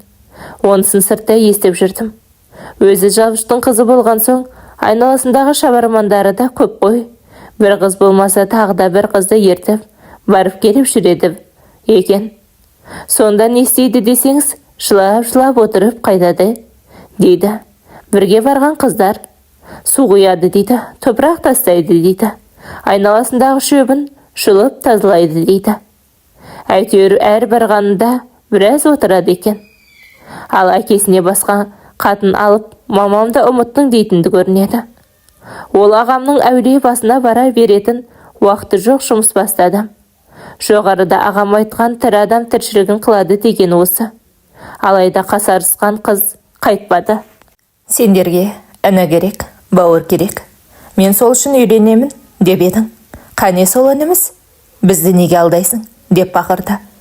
Әбері болғанда өз бөлмесінде жатып бақырды. Мұны естігенде құйрығым терлеп, қипақай бердім. Қайтейін, қысып жүрмеген соң көтім бір тұтам ғой. Қой қызым, олай деме. Бұл да сенің анаң деген әкесі бір айтты. Төсегінде бетін басып жатқан қызы тағы да бірдеңе деп доңқ етті. Қой қызым, бұл сенің анаңның орнына ана болып келген кісі, олай айтпа. Қане, тұра ғой, дастарханға келіп тамағыңды іш, деп үшінші рет айтты. Сонда, бала тумайтынын білдің ғой әкешім, біле тұра бізді алдап алдың осыны. Деген қызы атып тұрып есікті тарс жапты. Мына қыз жасына жетпей қағынған қыз. Бала тууды қайдан біледі десейші. Бірақ мына заманғы қыздардың білмейтіндері жердің астында болар, үстіндегінің бәрін біледі. Осы күні 15 жасында бірнеше жігітті көріп тастаған қыздар бар. Ол ма? 15 жасында бала туып жатқандар қаншама. Мына заманда ештеңеге таң қалмайтын болдық. Қысқасы сол күні қызына біраз шалынған әкесі түнде менен ақыл сұрады. Аудандық білім басқармасына барсам деп едім, мына қыздың қарсы болып тұрғаны дейді. Қыз кісінікі ертең бірсігүні кетеді. Сіз өзіңізді ойлаңыз, мен дайымын дедім. Мен бұлай айтсам, тағы да бір құпия тұстары болды. Айттым ғой, ауылымыз кішкентай. Біздің қылмысымыздың беті ашылуы мүмкін. Ал ауданға барсақ, арқамызды кеңге салуға болады. Өйткені мен үшін Астанаға барған көңілдес күйім мына тұрған ауданға бармайды деспе? Әрине, кел десем астындағы өзім әперген көлікпен жетіп барады. Айтқандай қызының қылығын переходной возраст деген ағам үндемеді. Таныстарым жоғарыда отырғанда мен барып ауданға жайғасып алғаным жақсы еді. Олар ол жерде қашанғы дейін отырар дейсің, деген ойын айтты. Ендеше қатынап істеп көріңіз, дедім. Осы дұрыс шығар. Мына қыз басылғанша көшу жайлы айтпай-ақ қояйын, деген ағам ауып түсті. Әрине, ауданға барып келіп жүрсе, менің де 4 құбылам теңесер деймін. Себебі үлкен қыз оқуға кетсе, кіші қызды алдай аламын. Анасы қайтқанда кішкентай еді, содан маған бауыр басты. Ал анау қыздың есі бар еді. Оның үстіне ағам айтпақшы переходный жазда. Әрі білде бір мектептің завучының қызы өртентек өзі. Ағам екеуміз талқанымызды үстіне іліп, аузына тығып отырған соң құтырмай қайтеді. Айтқандай, қызым сен доктор боласың деген әкесі медицина жайлы ондаған кітаптар әперген. Соны оқып жүрген қыз. Бала қалай пайда болады дегенді білмейтін жынды емес. Мұның тумайтын қатын алдың, біліп тұрып алдың деп ұры шығарғаны да сол шығар. Сөйтіп жүргенде оқу аяқталды. Қызды құжаттарын арқалап ағам кетті. Ұлттық бірыңғай тестілеуден жоғары балл алды. Ол енді кез келген универдің есігінен қақпай кіретін болды. Мен де мұнда қарап қалмадым. Қос майданға қатысып, қарсы келгенмен соғысып жүрдім. Соңғы 2 айда некелі күйеуіме қарағанда көңілдес күйеуімен жатқаным көп еді. Өйткені ағам қызын оқуға түсіріп, өзі ауданға жұмыс сөйлесіп шауып жүрді. Сондай күндердің бірінде ауданнан қайтқан ағам үйге көңілсіз кірді. Негізі көңілсіз емес, аздап сілтеп алған екен. Өзінен өзі әңгіме айта бастады. Маған ол керек. Мен болашағымнан қорқып жүрмін дейді. Көзім бақырайып түсінбей қалдым. Палшандар болды, онан басқа тағы да 2 профессор болды. Әңгімелерін естіп, құласып келдім дейді. Ойбай, солардың әңгімесін естіп ішкен болсаң, іше бер. Менің әңгімемді естімесең болды, деймін ішінен. Сөйтсем бұрынғыны қозғап, 50-бай, 60-бай деп, қаладағы достары құлағына сыбырлаған көрінеді. Жүре берсең кеш қаласың, туатын қатын алсаң, әлі де шанс бар дептіміз. Оны қалжыңшыны аралас өзі айтып отыр. Алайда ішкен адам ішіндегісін айтады. Қайтейін, осы күнгі қазақтың сонау ғасырдағы ата-бабасының жетістігін айтып мақтанғаннан басқа ісі жоқ. Ол заман басқа, бұл заман басқа.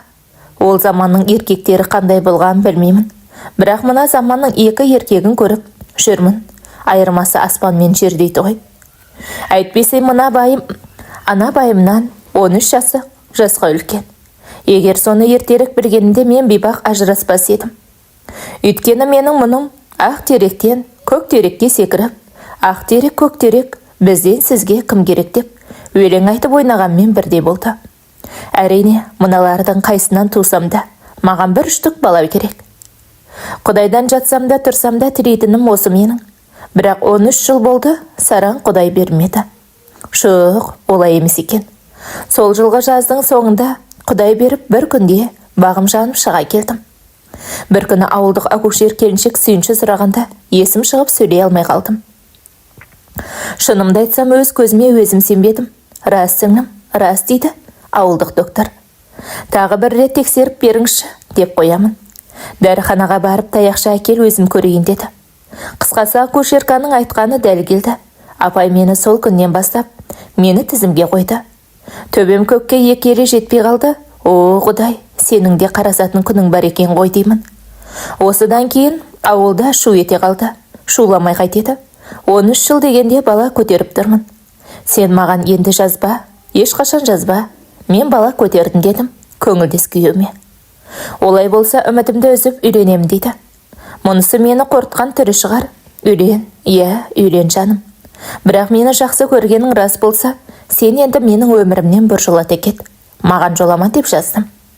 Күйеуім жылап тұрған самалектерді жіберіп жатты. Сау бол жаным, бақытты бол деп жаздым да бұғатқа салдым. Мен бала көтергенімде менің айналам тағы бір рет шулады. Көз көрген таныс келіншектер, онан мектептегі коллегаларым бәрі жағымды, жаңалығымды сөз қылып құттықтап жатты. Өйткені 13 жылдай болды бала деп қақсап жүретінімді бәрі білетін. Олардың көбі дұрыс істедің, ертелік асқаныңда балаң өсіп қалар еді, көрмейсің бе? Құрбыларыңның балаларын жігіт болды, әлі де кеш емес, құтты болсын деп жатты. Онысы рас, менімен бірге оқыған Нәзік деген келіншектің тұңғыш баласы 15-ке келді. Қалада оқитын студент, тағы бірінікі мүшел жаста толтырды. Солардың арасынан қысыр қалған жалғыз мен ғана болдым. Осыдан 2 жыл бұрын аяқ асты ажырасып, тұрмысқа шыққанымды таң қалып, бір дүрліккен ауыл осылайша 2-ші рет дүрлікті. Мектеп әсіресе ұстаздар жағының қуаныштарында шек болмады. Олардың қатты қуанатындай жөндері де бар. Неге десеңіздер, менің ағам аудандық білім басқармасында 2-ші адам болып жұмысқа тұрып, абыройы көктіріп кетті. Осыдан кейін мектеп басшылығы маған келгенде сондай қамқоршы болып шыға келді. Апай біткеннің бәрі сіңлім деп айналама жиналды. Жасы кішілері тәтелеп сыйлап жатты. Қайда барсам да шашбауымды көтеріп жүретіндер табылды. Біздің қазақ осындай десем, ешкімде ренжімейтін шығар. Сонымен сабақ басталғанда мен ауыл мектебінде қалсам, ағам ауданға барып келіп жұмыс істеді. Астында үкімет берген көлік, оған үкімет құйған бензин. Аптада 1 рет, кейде 2 рет келіп кетіп жұмыс істеп жатты. Үлкен қыз медициналық университетке жайғасты. Алайда ол қызда айда 1-2 рет келіп, әулие басына барып отырып кетіп жүрді. Сонда оның мен үшін емес, марқұм анасы үшін келетінін білетімін. Өйткені менің көтергеніме бүкіл ауыл қуанып жатса, ол қыздың бір ауыз жылы сөз шықпады. Мұндайда бұл қыздың мінезі сондай, деп өзімді жұбатып басатымын. Бірақ бұл қыз неге бүйтеді дегенде қорқынышым болды. Бір күні ауданда жүрген ағам қоңырау соғып, кешке 3-4 адам қонаққа барады, дастархан дайындап қой, деп сәлем айтты. Сабағымды тастай сала сөмкемді құшақтап дүкенге ұштым. Сонымен керек жарақтың бәрін алып үйге жетсем, тағы да 2 жас мұғалімдер келді. Бізді директор жіберді, барып көмектесіңдер деп айтты, дейді. Әрине, білім басқармасынан келетіндер болса, біздің директорға да қатысы бар. Ол да кеудесін соғып, құрдай жорғалап жылмаңдап кетеді. Бұл тек қана біздің мектепте емес, барлық мектептерде сондай. Тіпті қонаққа кеткен шығынның құнын мұғалімдерден ақшалай жинап алатын директорлар да бар. Сонымен 3 келіншек сыр жүгіріп, тәттілер пісіріп жатқанбыз. Біріміз салат жасасақ, біріміз бауырсақ пісіріп дегендей, күйбең тірлік қызған еді. Кенеттен қалта телефоным шыр ете қалды. Қолым қамыр болғанға қасымда тұрған келіншекке алшы деп халатымның қалтасын көрсеттім. Ойымда түк жоқ қой, қайтейін. Сонда қолын салған келіншек шығарып алып көзіме ұстады. Басшы, сөйлесейін, бұл кім екен? Деп өтініш жасадым. Білмеймін апай, аты шықпай тұр дейді. Мен бейбақ тізерлеп отырғанмын, тұрып қолымды сүртуге ерініп, қане, құлағыма ұсташы дедім. Қалайсың өзің? Дейді арғы жақтан бөтен бірі. Дауысы таныс көрінсе де абыр-сабырда мән бере қоймай, айта бер, бұл кім екен деп тоқтай қалсам. Менің балам қашан шығамын деп жатыр, деп қойып қалды. Сонда ғана мен сорлы мына еркектің өзімнің көңілдес күйеуім екенін түсіндім. Содан амал жоқ телефонды алдым да, жынды ишак, сен өзің не деп тұрсың, деп айқайлап бердім. Ол да бірдеңелерді айтып жатты, сасқанымнан басып жібердім. Байланыс үзілді. Әрине, өзім өшіріп құтылдым. Сонда әлгі екі келіншектің бірі өз жұмысын істей берді. Алайда құлағыма тосқан Жазира дегені жалт қарады. Бұл өзі өсек аяңға қатты жақын жағына тимейтін, сусылдақ келіншек болатын. Үшеуміз кішкентай ғана бір ас бөлменің ішінде тұрған соң, ол мына сөзді анық естті. Меніңше екеуі де естті, бірақ мына келіншектен қауіп жоқ. Ал анау жазып өсек айтпай жүре алмайды. Онан қорықпаса болмайды, оның үстіне ол менің саусақтарым дірілдеп, телефонды өшіріп қалтама салғанымды да көрді. Қайтейін, екі бетім қызарып, жүрегім тоқтап қалғандай болды. Бұл менің көңілдес күйеуім ғой, оның дауысы мұндай емес еді.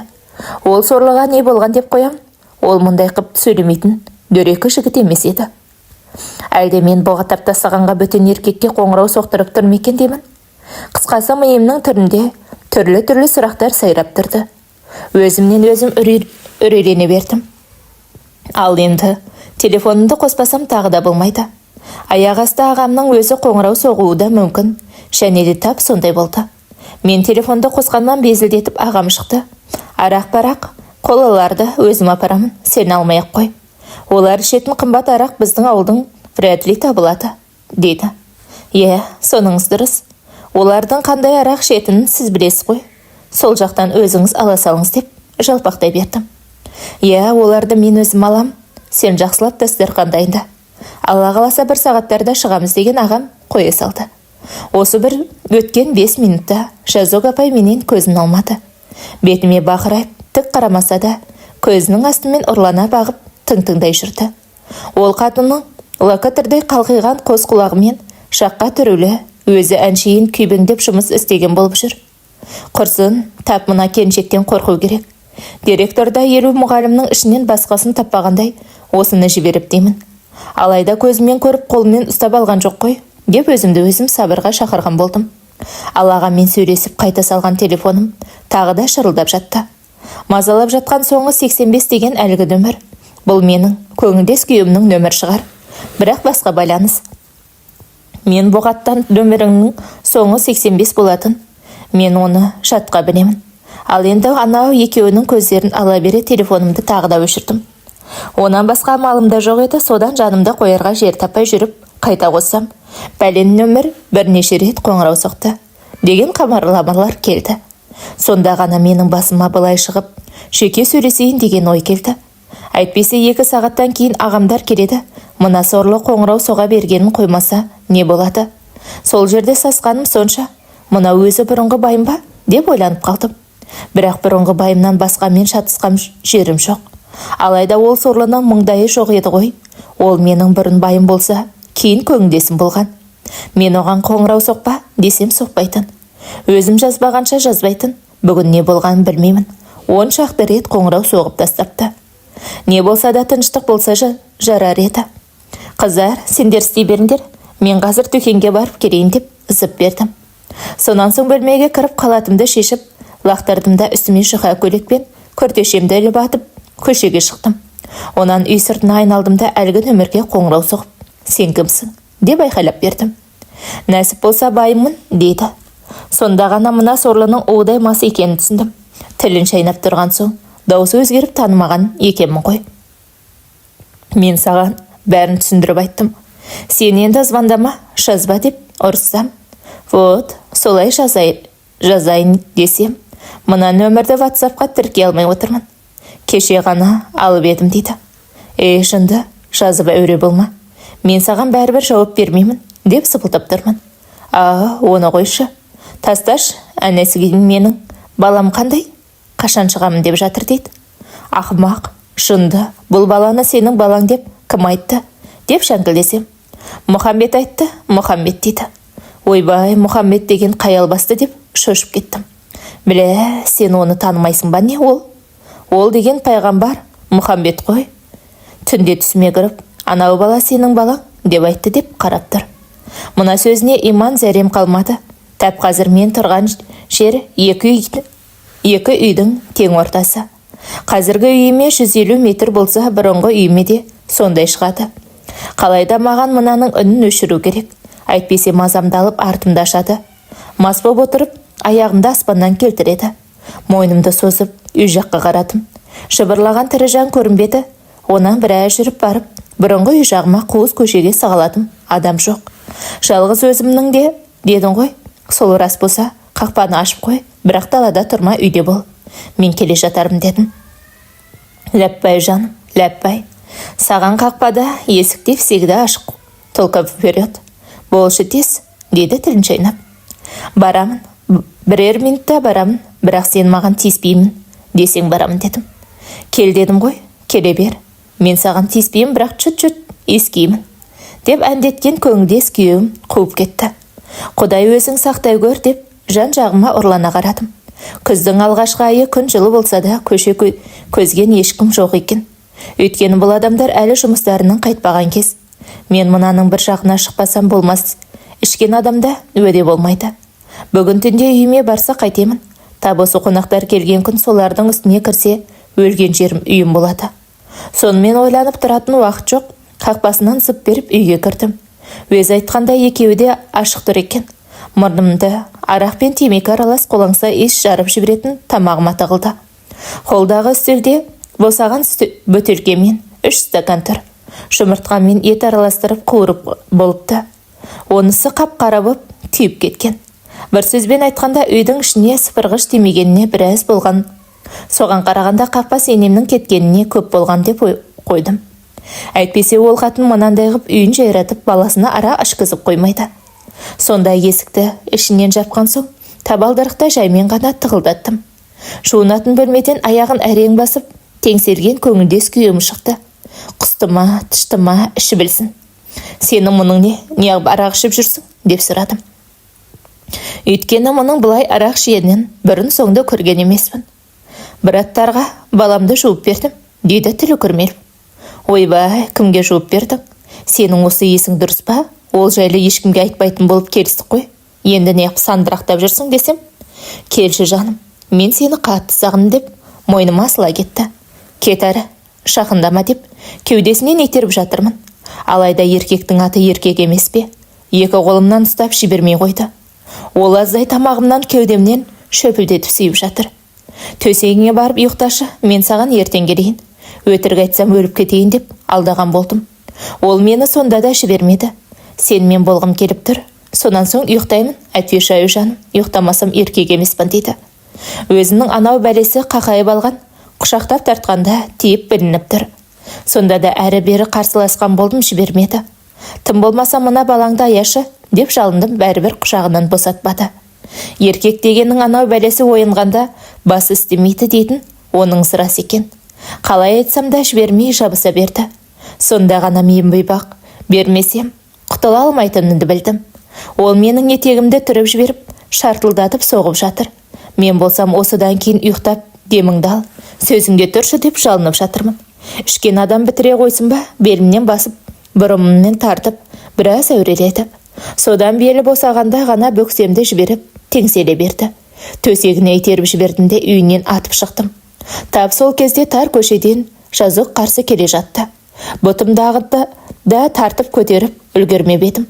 Қипақтап барып, қайттың ба жазық? Деп сұрадым.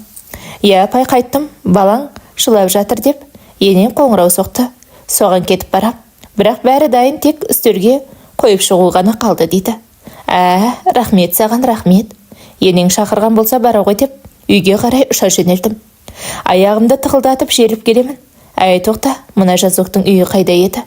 Бұл осы қуыс көшеде тұра ма өзі? Мұның үйі бұрынғы Леринда емес педі? Ол қазір Абай көшесі болып ауысқан. Егерде сонда тұратын болса, бұл мені аңдып барғаны анық. Мен сонда суыт жүріспен үйге жеттім. Үстел үстіне салаттарын қойып коллега келіншек жүр. Екеулеп тезде қойып шығайық, келіп қалар деп жұмысқа кірістім.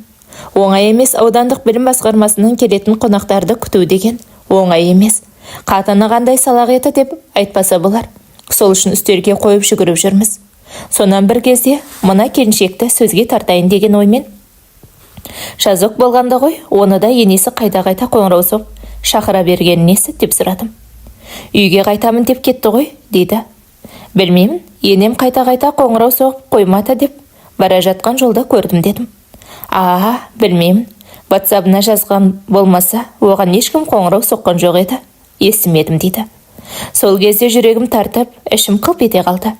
Директорды тап сол өсекшіні жіберіп деймін. 50 қатыннан басқасын таппады ма? Тыңқ деп WhatsApp-ма хабарлама келді. Қорқа басып ашып қарасам, біз жақындап қалдық деп ағам жазыпты. Мына келіншекке алғысымды жаудырып жауабын бердім. Сонан соң душқа кіріп, өз-өзімді жинап, тазаланған болдым. Айтып болама, апталап келген ағам құшағына тартуы мүмкін қой. Еркек дегеннің екі тасы болса да, түн ба, таң ба қарамай қонжая салады. Ол мені сағынып келгенде былғанып жатқанын жарамас. Мұндайда кейбір еркектер күдіктеніп те қалады дейді. Ал арадан көп өтпей, жанына 3 адам ерген ағам кірді. Оған жалпақтап біздің мектептің директоры жетті. Осылайша аудандық білім басқармасының бастығы біздің үйде қонақ болды. Алдына түсіп айналасы зыр жүгірді. Мектеп басшысынан тыс, бақша меңгерушісі арнайы келіп сәлем берді. Ахаңнан асыра сілтеген ағамның профессор Палшаны қанымды ішті. Мынандай әдемі келіншектің өзің тудырсаң мықты болғаның. Бірақ сен абайла, Палшан, жасырын келіп, шәукемдеп жүрген жас бөрілер болмасын, деп қалжыңдап қояды. Осыдан кейін әңгіме сарыны баяғы Елубай, Алпысбайларға ауысты. Сол шалдардың өздерінен есіңдер ме? Тоқалдары қайнысынан ба, көршісінен бе туған шығар. Мен талайын көрдім, қазіргі еркектерде простатит деген өршіп тұр. Бұл ауру бұрында болған деп сампылдап отырды. Сөйтсем бұл албастының мамандығы уролог екен. Тасақ зерттеп профессор болған сияқты. Өзі де жылмаңдап қалған тәлпіш біреу. Қатын құмар бәле екені айтпаса да түсінікті. Бәрін айтта бірін айт демекші. Сол күні араққа тойған ағаларымның әңгімелері қатын қалаштар шайлы болды. Жүргеш келіншектер көбейді деді. Қазіргі жігіттер қызсың ба, қатынсың ба қарамай ала береді деді. Онан өздерінен үлкен қатындарға үйленеді деді. Әйтеуір өсекті қатты айтты. Бірақ аузыма құм құйып құйрығымды қысып мен отырдым.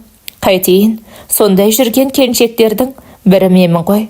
Сол күні ананы мынаны әкелген болып, кіріп шығып, телефоныма үңілумен болдым. Көңілдес күйеуім сөзінде тұрып, ұйықтап қалған сияқты әйтеуір шабазаламады. Бірақ мені жазоқтан көргені есімнен кетпеді. Ол кездейсоқтық емес деймін. Сөйтіп біреу еді қаям, екеу болды маям дегеннің кебін кидім. Өйткені мен бұрын үлкен қыздан қорқатын болсам, енді жазоқтан да қорқатынды шығардым. Сол күні үйде түнеген қонақтар ертесіне түс қайта кетті. Күйеуім екеуміз ананы мынаны айтып отырмыз. Кіші қыз қайынсіңлімнің үйіне кеткен. Осы ауылда ағамның ағайынды қарындасы тұрады. Жасы үлкен болғанмен жолы кіші деп, мен оны қайынсіңлім деп жүрдім. Алдағы жоспар деп бастады күйеуім. Жоспарыңыз болса айта беріңіз дедім. Аудан мен екі ортада жүріп шаршадым дейді. Бір айда шаршап қалғаныңыз ба? Деп қалжыңдап қоямын. Сен босанғанша жанымда болсаң деймін. 13 жыл күткенім ғой, ауданға барарсың дейді. Осы баланы мен де 13 жыл күтіп едім деймін. Сол күні ағам екеуміз әңгіме айтып біраз отырдық. Онан кешке қарай мектеп директоры шақырды деп қонаққа кетті. Ауыл арасы болған соң мен бармай қалдым. Ол осы менің жанымда болған 4-5 сағатта тағат таппай жүрдім. Өйткені кеше ақыретін ішкендей тойып, ішкен көңілдес күйеуім бүгін жазып қоңырау соқса қайтемін деймін. Осы еркектердің бас жазамын деп әрі қарай қуып кететіні бар емес пе? Мен де солай ойлағанмын. Алайда бүйір болғанда көңілдес күйеуім кешке дейін тым-тырыс болды. Мен бейбақ сонда да әлденеден күдіктене бердім. Араққа тойып алып кіріп келетіндей болады да тұрады. Қайтсын, ол сорлыға да бала керек. Мен кеткенде бала болмаған үшін үндей алмады. Нақтырақ айтсам, болдыра алмаған үшін дейін. Өйткені соңғы жылдары сенен, бәрі сенен деп жабысатыншы шығарған едім. Олай десем оған да себеп бар. Басында менімен бірге барып, емделіп жүрген күйеуім соңғы жылдар қолын сілтейтінді шығарып еді. Анализдер тапсырып, әрі-бері жүргеннен қатты шаршаса керек. сүйреп жүріп әрең апаратын едім. Алайда бәрі дұрыс, бәрі жақсы деген врачтар бастарын шайқап шығарып салады. Берген соң бармаймын деп табан тіреп отырып алды. Бармаса оның ойынша бәрі дұрыс, кінә менен. Менің ойымша менде бәрі дұрыс, кінә онан. Бірақ сөзім жоқ, оның қауқарына сөзім жоқ. Оның соққысы бәрібір басқаша болатын, қазір де басқаша. Ағама қарағанда алпамсадай күші басым адуынды еркек. Сонда мен мыналардың қайсынан көтердім деймін. Некелі байымнан ба әлде көлеңкелі көңілдес күйімнен бе? Қос майданға қатысып, екі еркекпен кезек-кезек атысып жүрген соң, қайсы деп дөп тигізгенін өзім де білмей қалдым. Ауылдан шыққан қыз сол ауылдың ішіндегі екі еркекпен жатып жүр десе, адамдар сене қоймаса-ау. Оның үстіне өзі өнегелі ұстаз оқушыларға тәлім беретін тәртіпті апай болса, еркек сорлылардың қойныңдағы қатынаңа сенбе дейтіндері бар ғой. Осы 2 жылда ағам бейшара менен күдіктенген емес. Тіпті қызғаныш сезімін білдіріп, қыңқ деген де емес. Өйткені ол менің бұрынғы байымен жату түгі сөйлесе де деп ойламайды. Сол үшін алаңсыз жүр ғой, ештеңе білмейді. Алайда анау жазықпен үлкен қыз бар, сол екеуі өте қауіпті болып тұр.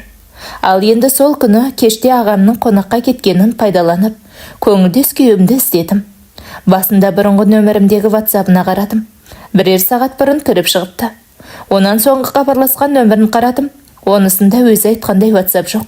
Сондағы ойым енді олай жасама деп қатаң ескерткім келген. Жаман айтпай жақсы жоқ, араққа әуестеніп бара жатқан сияқты. Ал ішкен адамда уәде, ант деген болмайды. Өйткені бүгін сенбі, ертеңде демалыс, ағам үйде болады. Ол кісі дүйсенбі күні таңда кетеді, оған дейін мына алқаш бірдеңе білдіріп жүрмесе болғаны. Қысқасы WhatsApp-қа кіріп біраз отырдым. Сонан көңілдес күйеме қайдасың деп жазып, жауап күтіп отырсам, белгісіз нөмір қоңырау соғып, телефоным шырылдағанда ыршып түстім. Сонда да жалғыз болған соң қорға қарап көтерсем, «Әй қыз, сен неге келмедің? Кел үйге, көлік жіберем» дейді директордың бәйбішесі. Мен бара алмаймын, ренжімеңіз, оның үстіне түнімен қонақ күтіп, қатты шаршап отырмын деп ақталып отырмын. Тұтқанның арғы жағынан, ол кеше қатты шаршады деп айтып отырған ағамның дауысы шықты. Сонан соң ғана директордың бәйбішесі, жарайды сіңлім, келесіде қалма деп тұтқаны қойды. Негізі көлік жіберсе барғымақ келген, оған осыдан бірер минут бұрын көңілдес күйеуімнің WhatsApp-ына қайдасың деп жазып қойғамын. Жоғарыда айтып едім ғой, ол екеуміз кездесетін болсақ, мен бірінші жазатымын. Сонан соң ол жауап жазып, жасырын кездесіп жүрдік. Мынада да солай болама деп қорықтым. Жалғыз өзі сағынып отыр екен деп, ол маған қоңырау соқса ше. Болмаса үйдің алдына көлігімен келіп, шық деп жазып тұрса ше. Бұрын солай болған, шығып сып беретімін. Еркекте ес болмайды деген бар, ішкен адамда тіпті де ес болмайды. Директордың үйінде отырғанында қоңырау соқса құрған жерім. Әрине, басып жіберіп телефоныңды қалтаңа салып отыра беруге болады. Немесе кейін звондашы деп қоя салуға да болады. Бірақ олай жасайтын келіншектер, қуысы жоқ келіншектер. Ал сенің ше? Сенің артың үңірейіп тұр ғой, ондайға жүрегің дауаламайды. Шекеңде шыдамайды. Үнемі үрей, қорқынышпен жүресің. Міне, осының ой елегінен өткіземін дегенімше, болмады, күйеуім жазып жатты. Үйдесің ба? Деп сұрадым. Басқа қайда боламын дейді. Маман келді ме? Деп сұрадым. Келген жоқ, әлі келмейді дейді. Атамнан әрі, сенің кешегіңе, деп ұрысқан болдым. Ештеңе, не білінді сонша дейді. Осыдан кейін жазып отырған ерінен қоңырау соғып ұрсып бердім. Сен еркек болсаң тыныш жүр енді, деп тоңқылдап қоямын. Ол менің балам, оған күмәнім жоқ, деп айтып салғанда жүрегім сырқ ете қалды. Албасты, ондай сөз аузыңнан шығушы болмасын, бәріміз құримыз деп қорытқан болдым. Онан қорқайын деп тұрған көңілдес күйім жоқ. Қайда барсаң да ол менің балам дегеннен танбады. Ол аз десеңіз, сенбесең денка тапсырайық, дейді. Осыдан кейін мен бейбақтан үнім өшті. Әрі қарай сөйлесіп отырудың мәні жоқ. Енді Құдай деп, Құдаймен көңілдес күйіме жалынып жүргеннен басқа амалым қалмады. Осылайша балалы болсам да менің маңдайым ашылмады. Сөйтіп 4 жағыма жалтақ-жалтақ қарайтын сорлыға айналдым. Қайтейін, айтып қояма деп көңілдес күйімнен бір қорықсам, біліп қояма деп ағамнан тағы да қорықтым. Онан үлкен қызға бір жалтақтасам, Жазыққа тағы да жалтақтадым. Бұл 4 жағыма жалтақ қарайтын болдым дегені осы 4-еу еді. Айтқандай, мені қортқан тағы да бір нәрсе. Көңілдес күйеуім, сен кеше кімдермен іштің деп сұрағанымда, баламды жудым деген. Айттың ба не? Деп шошып кеткенімде, білмеймін, қатты мас боп қалыппын деді. Бұл сөзі менің жаныма батты, батқанда да қатты батты. Мейлі, ол екеуін арақ көп ішетін ауылға белгілі алқаштар дейін. Бірақ алқаштың өзі байы бар қатынның баласын менің балам деп бұрынғы байы айтып отырса, не болады? Алқаш болса да ондай сөзге құлағы тосады. Олар барып тағы да бір үйдің алқашын айтса ше. Қысқасы бала көтергеніме қатты қуанған болсам, енді соған өкіне бастадым. Жан-жағымнан жан алғыштар қаумалап бастағандай. Бүйтіп артым бүрісіп жүргенше, ағамнан ажырасып кете салсам ше деймін. Оған құрсағымдағыны ұл бала дегенді естіген ағам қоя жіберем екен. Бұл енді менен өлгенде айырылсын.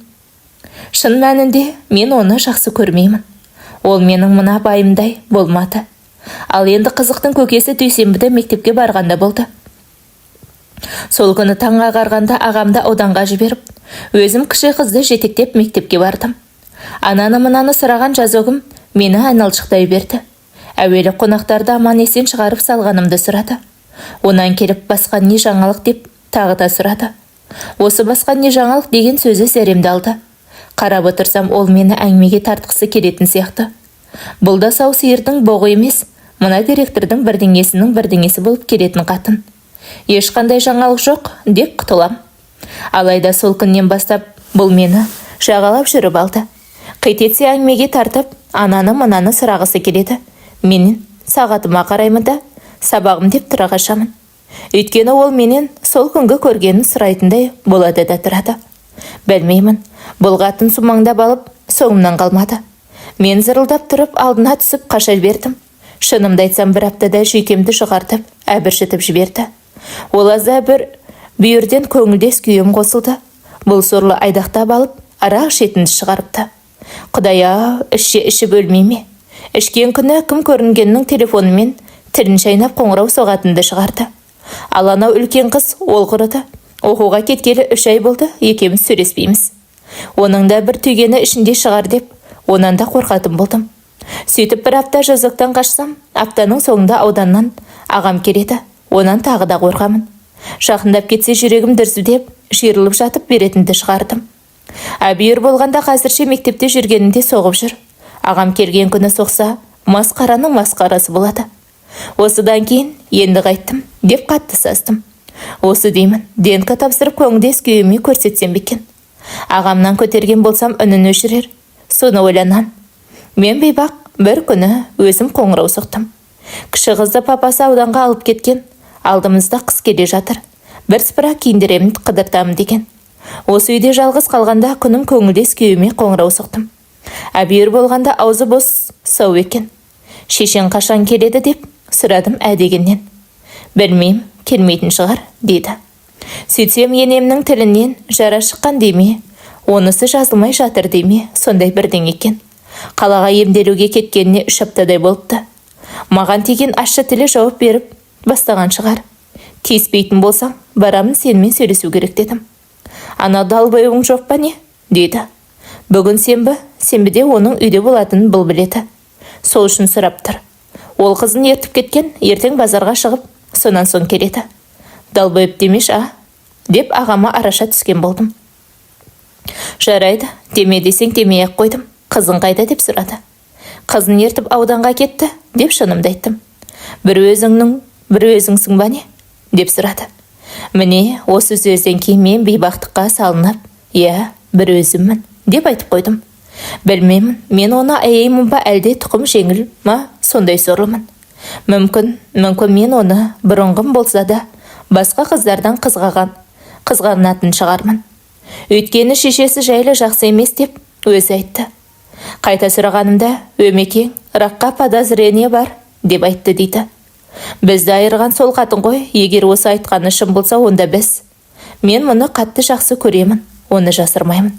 Бәлкім енемнен құтылса қайта қосылуға болатын шығар. Олай болса бәрі тып-тыныш болмай ма? Сол үшін менің жүрегімде бір ұшқын жылт ете қалды. Жалғыз өзіммін деп айтсам, сол үшін айттым, басқа ештеңе емес. Келсе үй жаққа деп жалына бастады. Болмайды деген соң болмайды деп қарсы болдым. Ол маған қайта-қайта жалынып қоймады. Мен бейбақ ойлана бастадым. Сағатқа қарасам әлі ерте күннің басқаны жаңа ғана. Тек ойланайын дедім. Өзім барсам ше? Жоқ, өзім барсам болмайды. Өйткені кейде биде қоңыраумен шығатын ағамның әдеті бар. Демек үйге кел десем болады. Ол кезде бейне қоңырауынан қорықпаймын. Жасырып қойып сөйлесіп отыра беремін. Демек дұрысы осы болғаны. Ал енді ол маған ұрын келді дейін. Сонан соң не болады? Ол кезде біріншіден бетін көріп, жүзбе-жүз айтып түсіндіремін. Анау алқаштарыңа айтушы болма деп қатаң ескертемін. Еркек қой, бұрынғы сүйіктісі есебінде жағдайымды айтсам түсінер деймін. Бірақ әрі қарай не болады? Әрі қарай сол баяғы сол ғой. Ол менен керегін алмағанша кетпейді. Яғни көкпарға қоспа кетпейді. Осы көкпардың тап қазір маған керегі жоқ. Алайда оған керек бұл сорлы бір айдан бері бұтын қасып, теке сасып әрең жүр. Демек ол менің екі аяғымды көтереді, ортасынан итереді, талтайтады, шалқайтады. Онан мына аға маған келер ешқандай зиян жоқ. Керісінше онысы маған ұнайды. Мен саған жарты сағаттан кейін өзім қоңырау соғамын, сен жазба, және звондадым деп қоя салдым. Ал енді төсегімді талтайып жатып ойланайын. Қазір деймін, көшенің аяғы басылғанда кел десем жетіп келеді. Тоқтай тұр, мен әуелі ағама қоңырау соғып, хал сұраған болайын. Сөйтіп аудандағы Палшанның үйінде қонақта отырма біліп алайын. Оны маған өзі айтқан. Қызым екеуміз Палшанның үйіне қонаққа барамыз деген. Ағам 100% ауданда ғой, сонда да қоңырау соғып, нақты көш жеткізуім керек деп нөмірін тердім. Тыныштық па? Мен үрілдем, дейді ағам. Қайтып келе жатырсыздар ма? Ендеше мен тамақ пісіріп қояйын деп сыпылдап бердім. Жоға, біз Айкөш екеуміз қонаққа бара жатармыз дейді. Абай болыңыз, үрілде болсаңыз телефонды қызға бере салыңыз деп алдаған болдым. Мә қызым, деген папасы бере салды. Біз өткенде үйге келген атаның үйіне қонаққа бара жатырмыз дейді қызым. Жарайды қызым, аман болыңдар, барған кезде фото жіберші. Ағаңның үйі қандай екен көрейін дедім. Я, мам, жіберем. Өзімнің телефоныммен жіберем, папаныкі әдемі түсірмейді дейді. Қызым уәдені үйіп төкті. Күтемін, ағаның үйіне барған бойдан жібер. Бетіңнен сүйдім қызым. Пока деп байланысты үздім. Сонан соң фото күтіп отырдым. Үлкен үйде жалғыз өзім қана бөлмелердің ішін кезіп жүрмін. Ағамның Динаш апаймен түскен суреттері тұр. Бұл үлкен қыздың бөлмесі. Мұқият қарап біраз жерін ақтарып шықтым. Жас күндерінде екеуі де әдемі жұп болған, бірақ жас кездегі суретте. Қазір ағамның қауқары қайтып, маңдайына әжім түскен елудің ауылы көрінген ел ағасы. Тыңқылдатып көңілдес күйеуім жазып жатты. Тап қазір WhatsApp'та ашуға болмайды. Оқығанымды көрсе, қоңырау соғып бәле болады. Ағамдар анау үйге кіргенше мынаған үндемеу керек. Кім біледі, қонаққа бара жатырмыз деп алдап үйге келе жатқан шығар.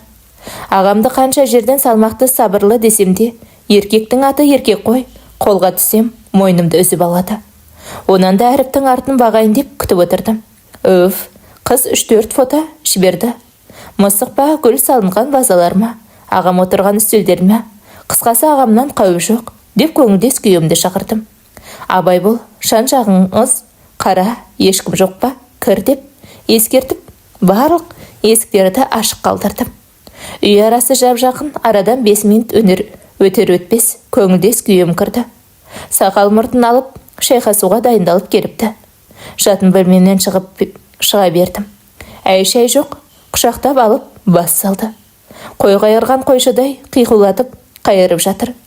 Онан ешкі сабағандай құйрығымнан шапаттап сабады. Абайлас жаным, анау бар ғой деп ішімді көрсеттім. Ол менің балам деп соққылап жатыр. Алла, Алла, Алла деп мен жатырмын. Сол түні 1 сағатқа 2 төбенің арасына жол салды. Сағынып